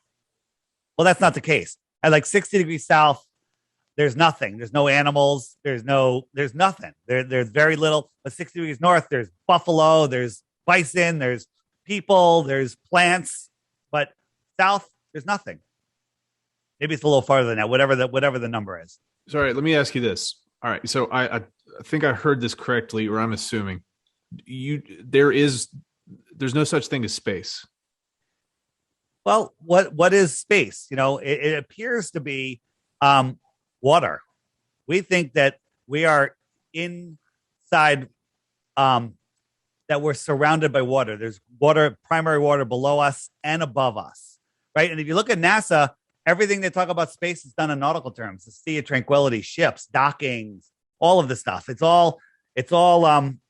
all seems like there's water. And if you watch like any of the nighttime SpaceX launches where they're curving away, it looks like they're skimming across water, leaving a wake. Okay, watch some of that stuff. Just put spaceship. I think they're on the app under. I'm not sure where they are in the app, but it looks like water. Okay. Don't know. We're not there. Can't reach it. Okay, and then so with amateur folks, stargazers, etc. Apart from, I assume you think the Hubble Space Telescope is probably like Disney-esque, assuming. The Hubble Space Telescope is actually made from a can of beans and a soda can. Okay, so I'm right. Okay, well, it's worse than Disney. Yeah, but here's the thing. We talked to one of our guys talked to one of the primary guys on Hubble, right? Look. Yeah. Del Monte beans, a Red Bull wrapped in tinfoil with a model airplane wheel on it, and a cardboard lid. I mean, this thing has never turned around and looked at the Earth, never turned around and looked at the moon, right? Somehow it's floating in space where the temperatures, vary 500 degrees. Tell me how that works. And it's sending images back. So we talked to one of the main guy one of the main guys that's in the program, and he admitted he's never gotten a direct feed from it, right? But what he has gotten a direct feed from is Sophia. Sophia is a telescope mounted in a 747 that flies at high altitude. They open up the hatch and it takes some pictures. And the pictures that are coming from Sophia look like the ones coming from Hubble. What are they taking a picture of? What if it's not celestial bodies, what are we looking at? Yeah, great question. Yeah. Anything that we can't touch or see, like, is the moon a sphere? Do you know that it's a sphere? I don't know because I haven't been on it. It looks like a sphere to me. It does. Okay, but let's look at that. I'm going to show you 4 moons, and then we're going to pick them up. But tell me, I'm not going to tell you how many. Is this one a sphere? Quick. It looks like one. All right, it does, but it's a half a sphere, kind of like hard. How about this one? Is this one a sphere? Same. It looks like it. It looks like it. But since we can't touch it or see it, it's not a sphere. It's flat. Gotcha. Okay. How about this one? Sphere? Same thing. That would be the most suspect one, but again, same thing. It looks like but it's concave. Right. It's a cup, right? Sphere? Right. Right. So again, if you can't touch it and measure it, you don't know. And then people say, well, the other planets around. I don't believe there's other planets. I believe that they're luminaries within our system. They used to be called wandering stars. But the lights in my ceiling don't dictate the shape of my floor. The pool balls on a pool table don't dictate the shape of the table. So looking up into the sky is no way to prove that the Earth is the shape of the Earth, right? So is water deeper? Is it, in terms of, you guys call this a theory? Is that, I mean, how do you describe what this is? The flat Earth theory. The globe is a theory. The globe is a no. I'm just asking. I'm not asking. Yeah. I'm just. How do you talk about it? Yeah, we talk about it as I like to talk about it as the globe lie. Right? Do I think the Earth is flat? 100%. Can I prove that it's flat? I can show you many examples that would say that it's flat. But could it be something else possible? But is the Earth a sphere spinning in an infinite space vacuum that breaks all the laws of thermodynamics? Absolutely not. That's scientifically provable, right?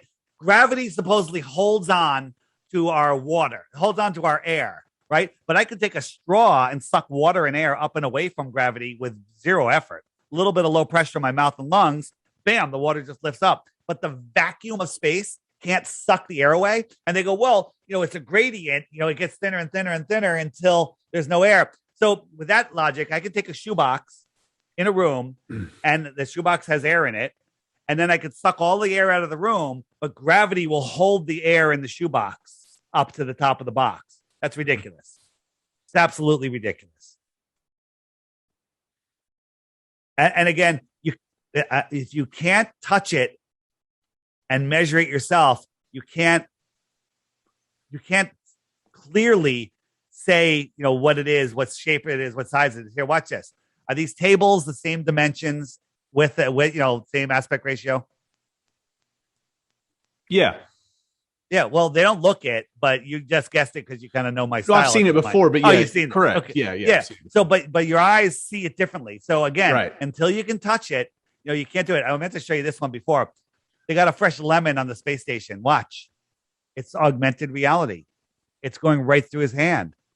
This is a screw up, and they quickly took that video down. Yeah. Like I'm super on board with trying to figure out what the truth is. And if I ultimately don't know, and I've told folks that. So the thing is though, it's gotta be pretty concrete for me. I got to have context. I need to see with my own eyes. You know how that goes. I got you. And you can take these experiments. You can go out and zoom in on things. You can do the math, do the curve calculator. I did the curve calculator And there's some globe trolls out there and go, well, the curve calculator is wrong. The scientifically agreed upon curve calculator is wrong. It's only half that distance. Okay, I don't need it because I'm seeing things that should be under 60 feet of curvature. So they're saying, okay, 30 feet, fine. I'm still seeing it. I'm still seeing a 10-foot high buoy that should be behind 60 feet of curvature. I still see it. So it doesn't matter. There's nothing that can do. It's so far out of whack. So what about like Einstein relativity? Because that's a big one, right? Einstein was no, it's not. So Einstein, they basically took credit for all of Tesla's work. He was just put in there to they had to put relativity in there because they couldn't prove their heliocentric Big Bang theory. So they put Einstein in there.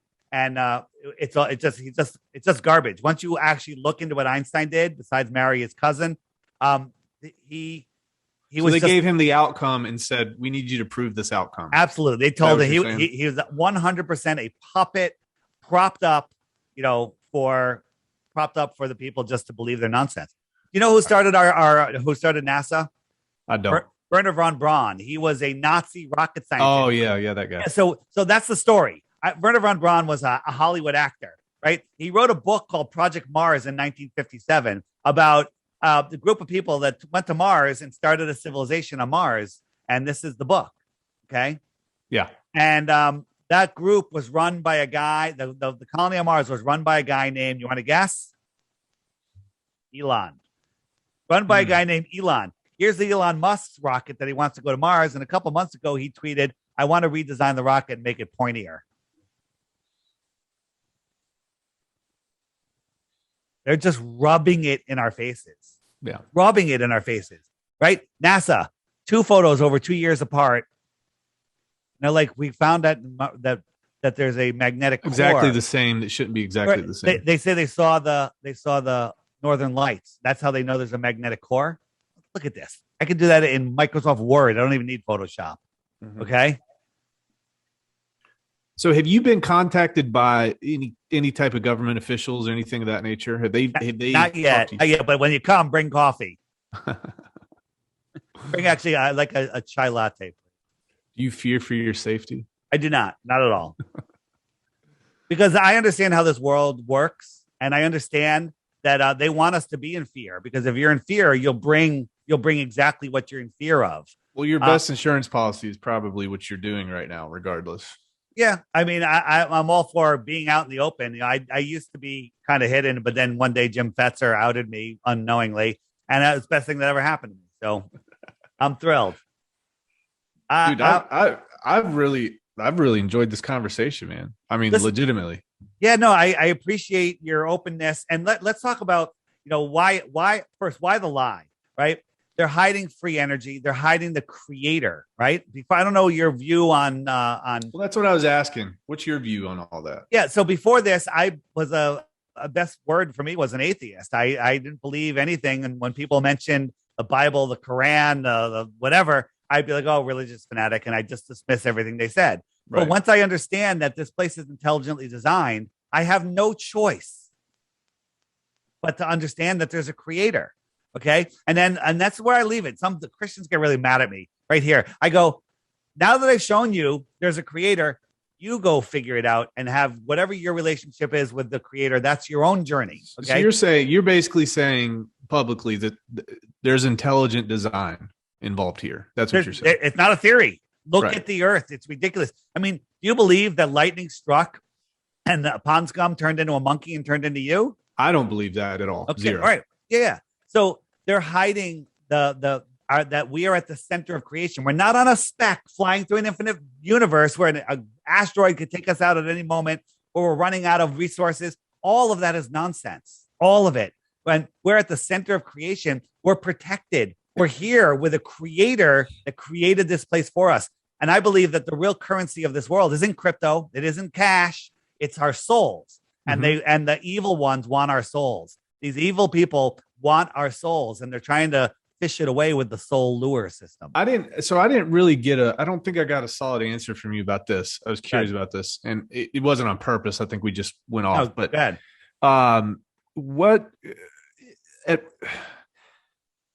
At what point, what I ask you, at what point did this kind of like, did the governments take control of the narrative, and like, why did they do that? Like, where in history did this happen? So history is all a lie. Have you come across Tataria yet? No, I have not. So there was a worldwide civilization, advanced civilization here that was here through the 1800s. What were they called? It was Tataria. Okay. Again, in the app, if you hit the web button, the one that looks like a spider web, and then it says Mud Floods Tataria, start watching those videos, right? Watch the latest John Levy video, Jonlevi. I believe it's at the top of that list right now. He does these 20-minute videos showing that all of our history is a lie. There's stuff, so much stuff buried underneath our cities. Like roads are going across the tops of buildings and we don't even know it. Okay. And so our entire history is a lie. So when they tell you, oh, Copernicus and all this stuff, I don't even know if any of these guys existed, right? This is all just made up stories. Like none of these guys, these could all be just made up nonsense because there was an advanced civilization here 150 years ago. Okay. And so when did they make up the lie? Well, I started interviewing this woman, Ruth, 102 years old, back in February of 2020. And I was interviewing her about the World's Fairs. That was part of the takeover. The World's Fairs were from the old world. And she was telling me about the lights and everything. And her memory was so good. I said, what did they teach you in elementary school? I asked her where she went. She knew the school, a teacher, everything. She knew everything. She went to Hamden, Connecticut, public school. And she goes, they taught me the earth was flat. And I said, and then they changed it a few years later. And, I just kind of went with it. And then when I told her the earth is flat and I explained the deception, she started crying. It was an amazing moment for this woman who's still alive today, 104. So in the 1920s, they were teaching flat earth here in America in public schools. That's 100 years ago. 100 years ago, everyone knew. And then these wars, World War I, World War II, are part of the reset. Have you been able to verify that any other place, any curriculum? Yes. We found newspaper articles from the early 1900s from the New York Journal, which I believe is the New York Times now, that said articles about teachers being persecuted for trying to teach heliocentrism. We found a woman that said lived in Croatia. She said in Croatia, they taught flat earth all the way through the 1930s in all of their schools. And there's still places in the world right now that teach flat earth. So this is kind of in my mind, like just putting myself in your shoes and your perspective. That was probably also about the same time that they started removing God from schools as well. Is that correct? Well, they removed it when I was a kid. We had the Pledge of Allegiance and God was removed like in the 60s, I think, maybe the 60s and 70s. So yeah, separation from the creator, from God.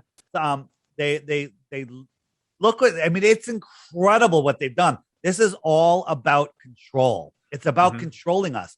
And so before I forget, how are the ways that they control us? And the number two way, the two ways are: one, the globe lie, make us feel insignificant and scared, make us believe that we're running out of resources, make us believe that there's no more, put us in a prison that we can't even see, limit our thoughts from manifesting our reality, right? If you live in fear and you think that there's less and there's not enough and there's lack, you're not even going to dream big.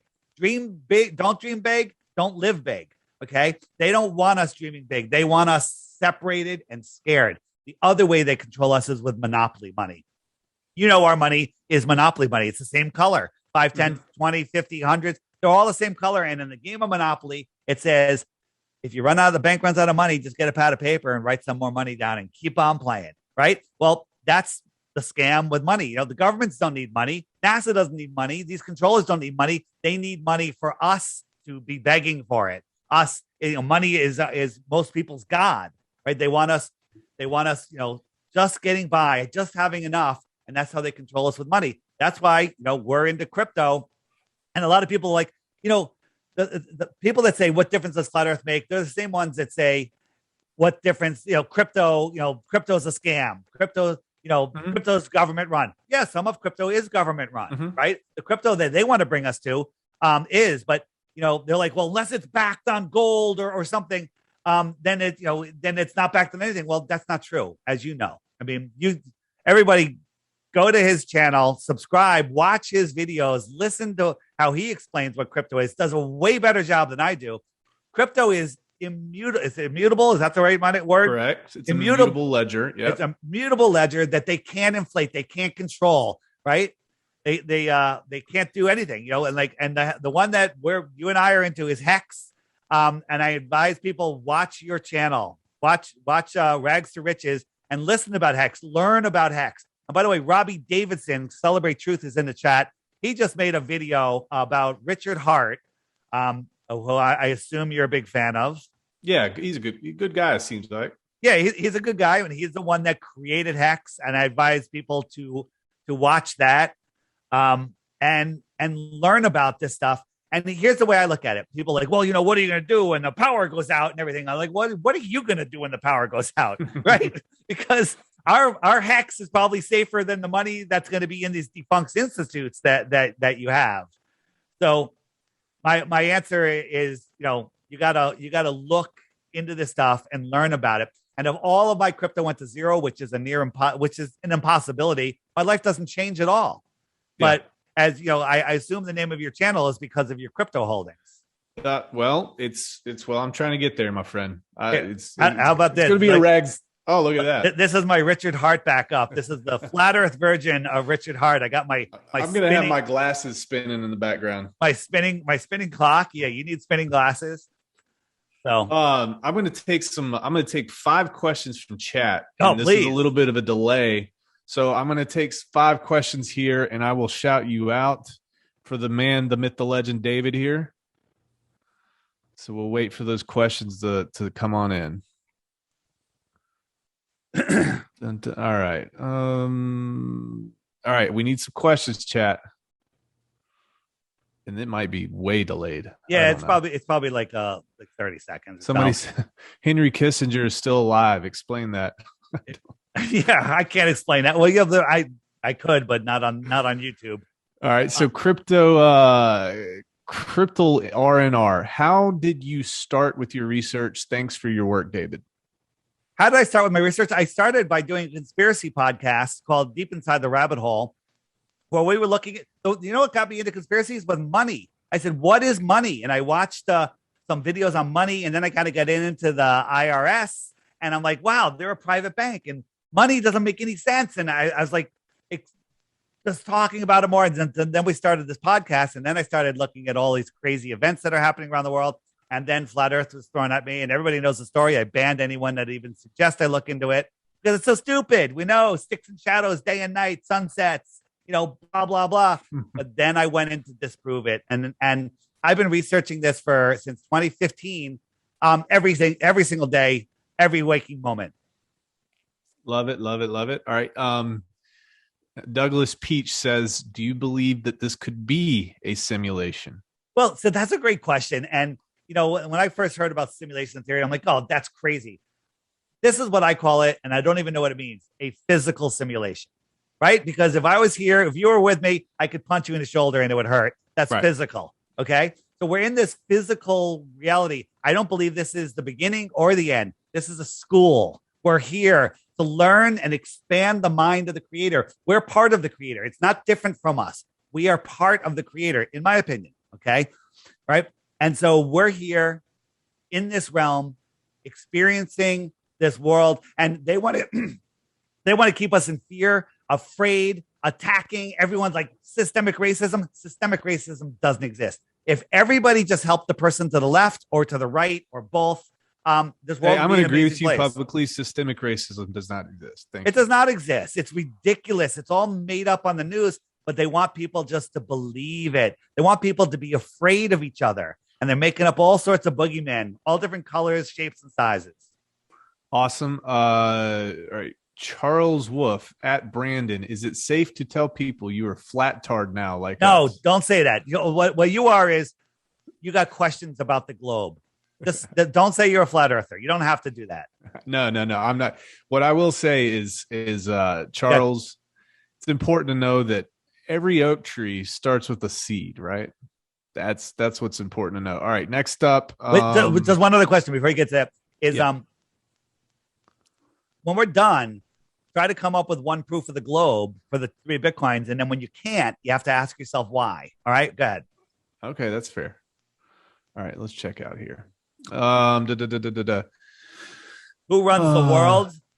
if you jump onto an airplane and fly west, this is from Jurgen Wolf, you'll Yep. end up in the same place. How do you explain that? Yeah, Well, it's I pretty already did. explainable. Yeah, because when you're flying west, you're going in a circle. Get a magnet, put it on a table, put a compass down on it, and try to push that compass west. That compass is going to make an equidistant circle around the magnet. If you were on a globe, let's pretend you live on a globe. You're 1 mile from the North Pole. Your right arm is pointing towards the North Pole.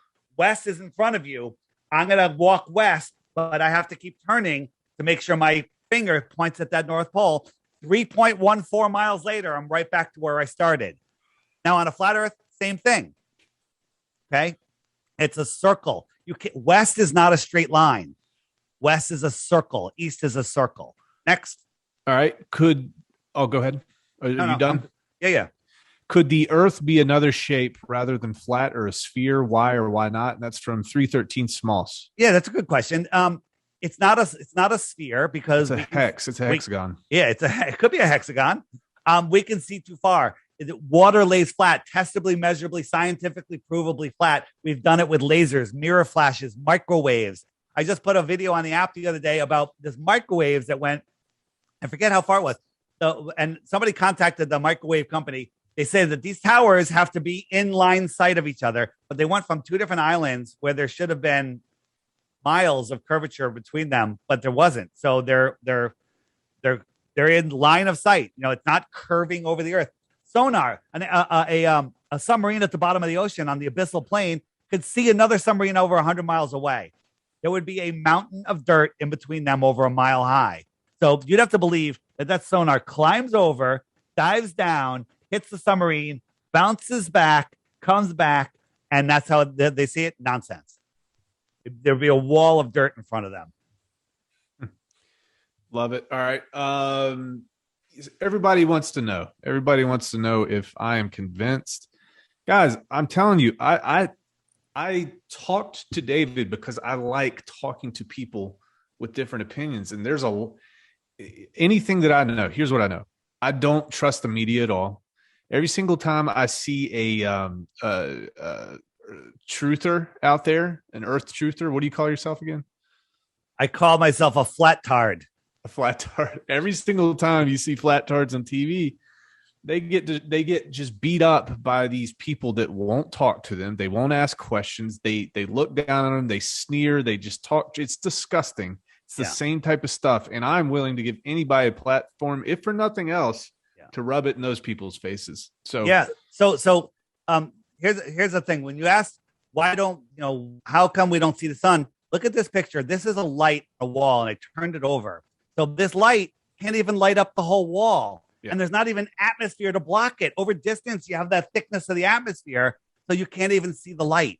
And as I showed you with my Flat Earth Kitchen, it just goes beyond that density barrier, that atmospheric deck of opacity. The light can't even light up the whole wall. Yeah. Well, dude, you know what? I think we're going to go ahead and cut it short here, man. We're going to turn this off. Dude, it's been a pleasure to talk to you. I'm excited to have people watch this and just for nothing else to get a different opinion on things. And I appreciate you. And Brandon, get the app and already downloaded it and watch the video each day. Each day you'll get a little push notification. Make sure you activate that you allow push notifications.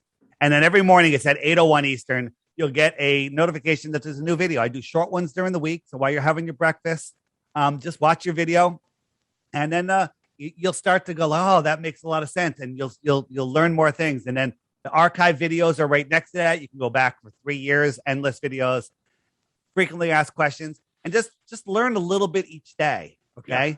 And there's some, under the web button, there's some documentaries like, hey, if you want to kick back and clear your mind and you're tired of looking at charts all day, don't watch a Netflix movie. Watch a movie that's on the app. There's full-length movies that are amazing that you can watch again and again and again. They're that good. And your mind will expand. Your mind will start thinking. Synapses will start going off. Your soul knows the truth of this world. Your mind has been captured by the government, the govern, control, meant the mind. Okay. They're controlling your mind. The news is steering your mind north, east, west, south. The news is meant to steer you and control you. Okay. And this is like, why does flat earth matter? Because it opens up your mind. You take back your power, and then you start seeing this world for what it is and the power that you have, and you take back your power. And this world is amazing. When you take back your power, you're able to manifest things amazingly. Okay. Amazing things. So Brandon, from what I've seen, I've watched, I don't know, dozens and dozens of your videos. You're a funny guy. You're positive. You laugh at people. You tell people, don't subscribe. Go away. You don't like the show? Well, don't come back for the next one. All right. Yep. I mean, rather than other people, other people just get upset. There's nothing to get upset at. There's nothing to be afraid of. Yep. And that's what flat earth teaches you. And again, the way they control us with the globe lie and the fake money. Well, crypto, the right crypto is a way out of that. And understanding that you're at the center of creation is the most important lesson of all. And very important there's a lot of Dave's folks in here that may not know a lot about crypto. I point this out every time. We will teach you everything that you need to know at no cost to you. Yeah. All you have to do is show up. We've got Telegram channels. We don't have any paid groups.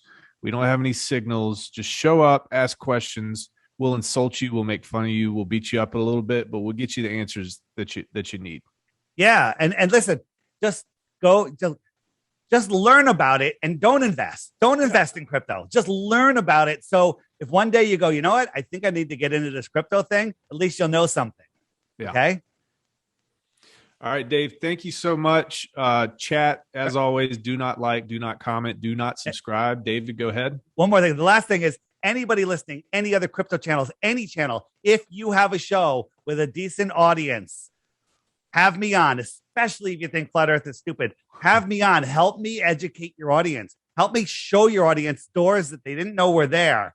Okay. And you can find me at flatearthdave.com. I got a link right there that says book Dave. Ask you a couple questions. We start a dialogue, and we can book a show. flatearthdave.com. Thank you so much, Dave. You all love the Flat Earth Sun, Moon, and Zodiac Clock app. The best tool to show your friends and strangers how the Flat Earth actually works.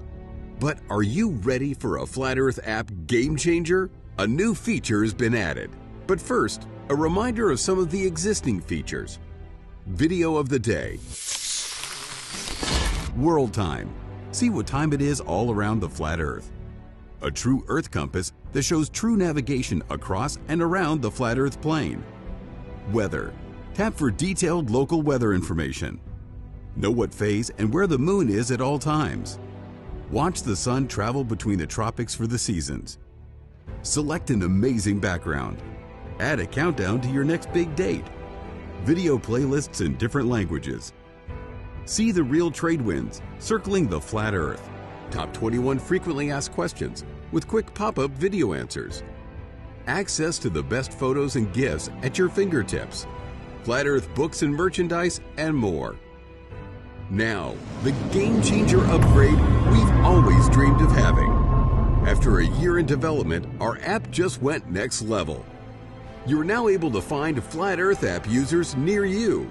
See where they are and send them an instant message in the app. Instantly arrange for a Flat Earther meetup. When activated, blue dots mark the location of the app users near you. You have 3 choices on showing your location. PP, to pinpoint. This marks your exact location. CC, for city center, which will place you within a few miles of your current location. Or turn off, which removes you from the map altogether. Use it when traveling, or when you're out for a day at the beach, or while eating out somewhere. Find out where other Flat Earthers are and connect. Find like-minded Flat Earth app users and regain your sanity. The Flat Earth Sun, Moon, and Zodiac Clock app is the best tool to show your friends and strangers how our Flat Earth actually works.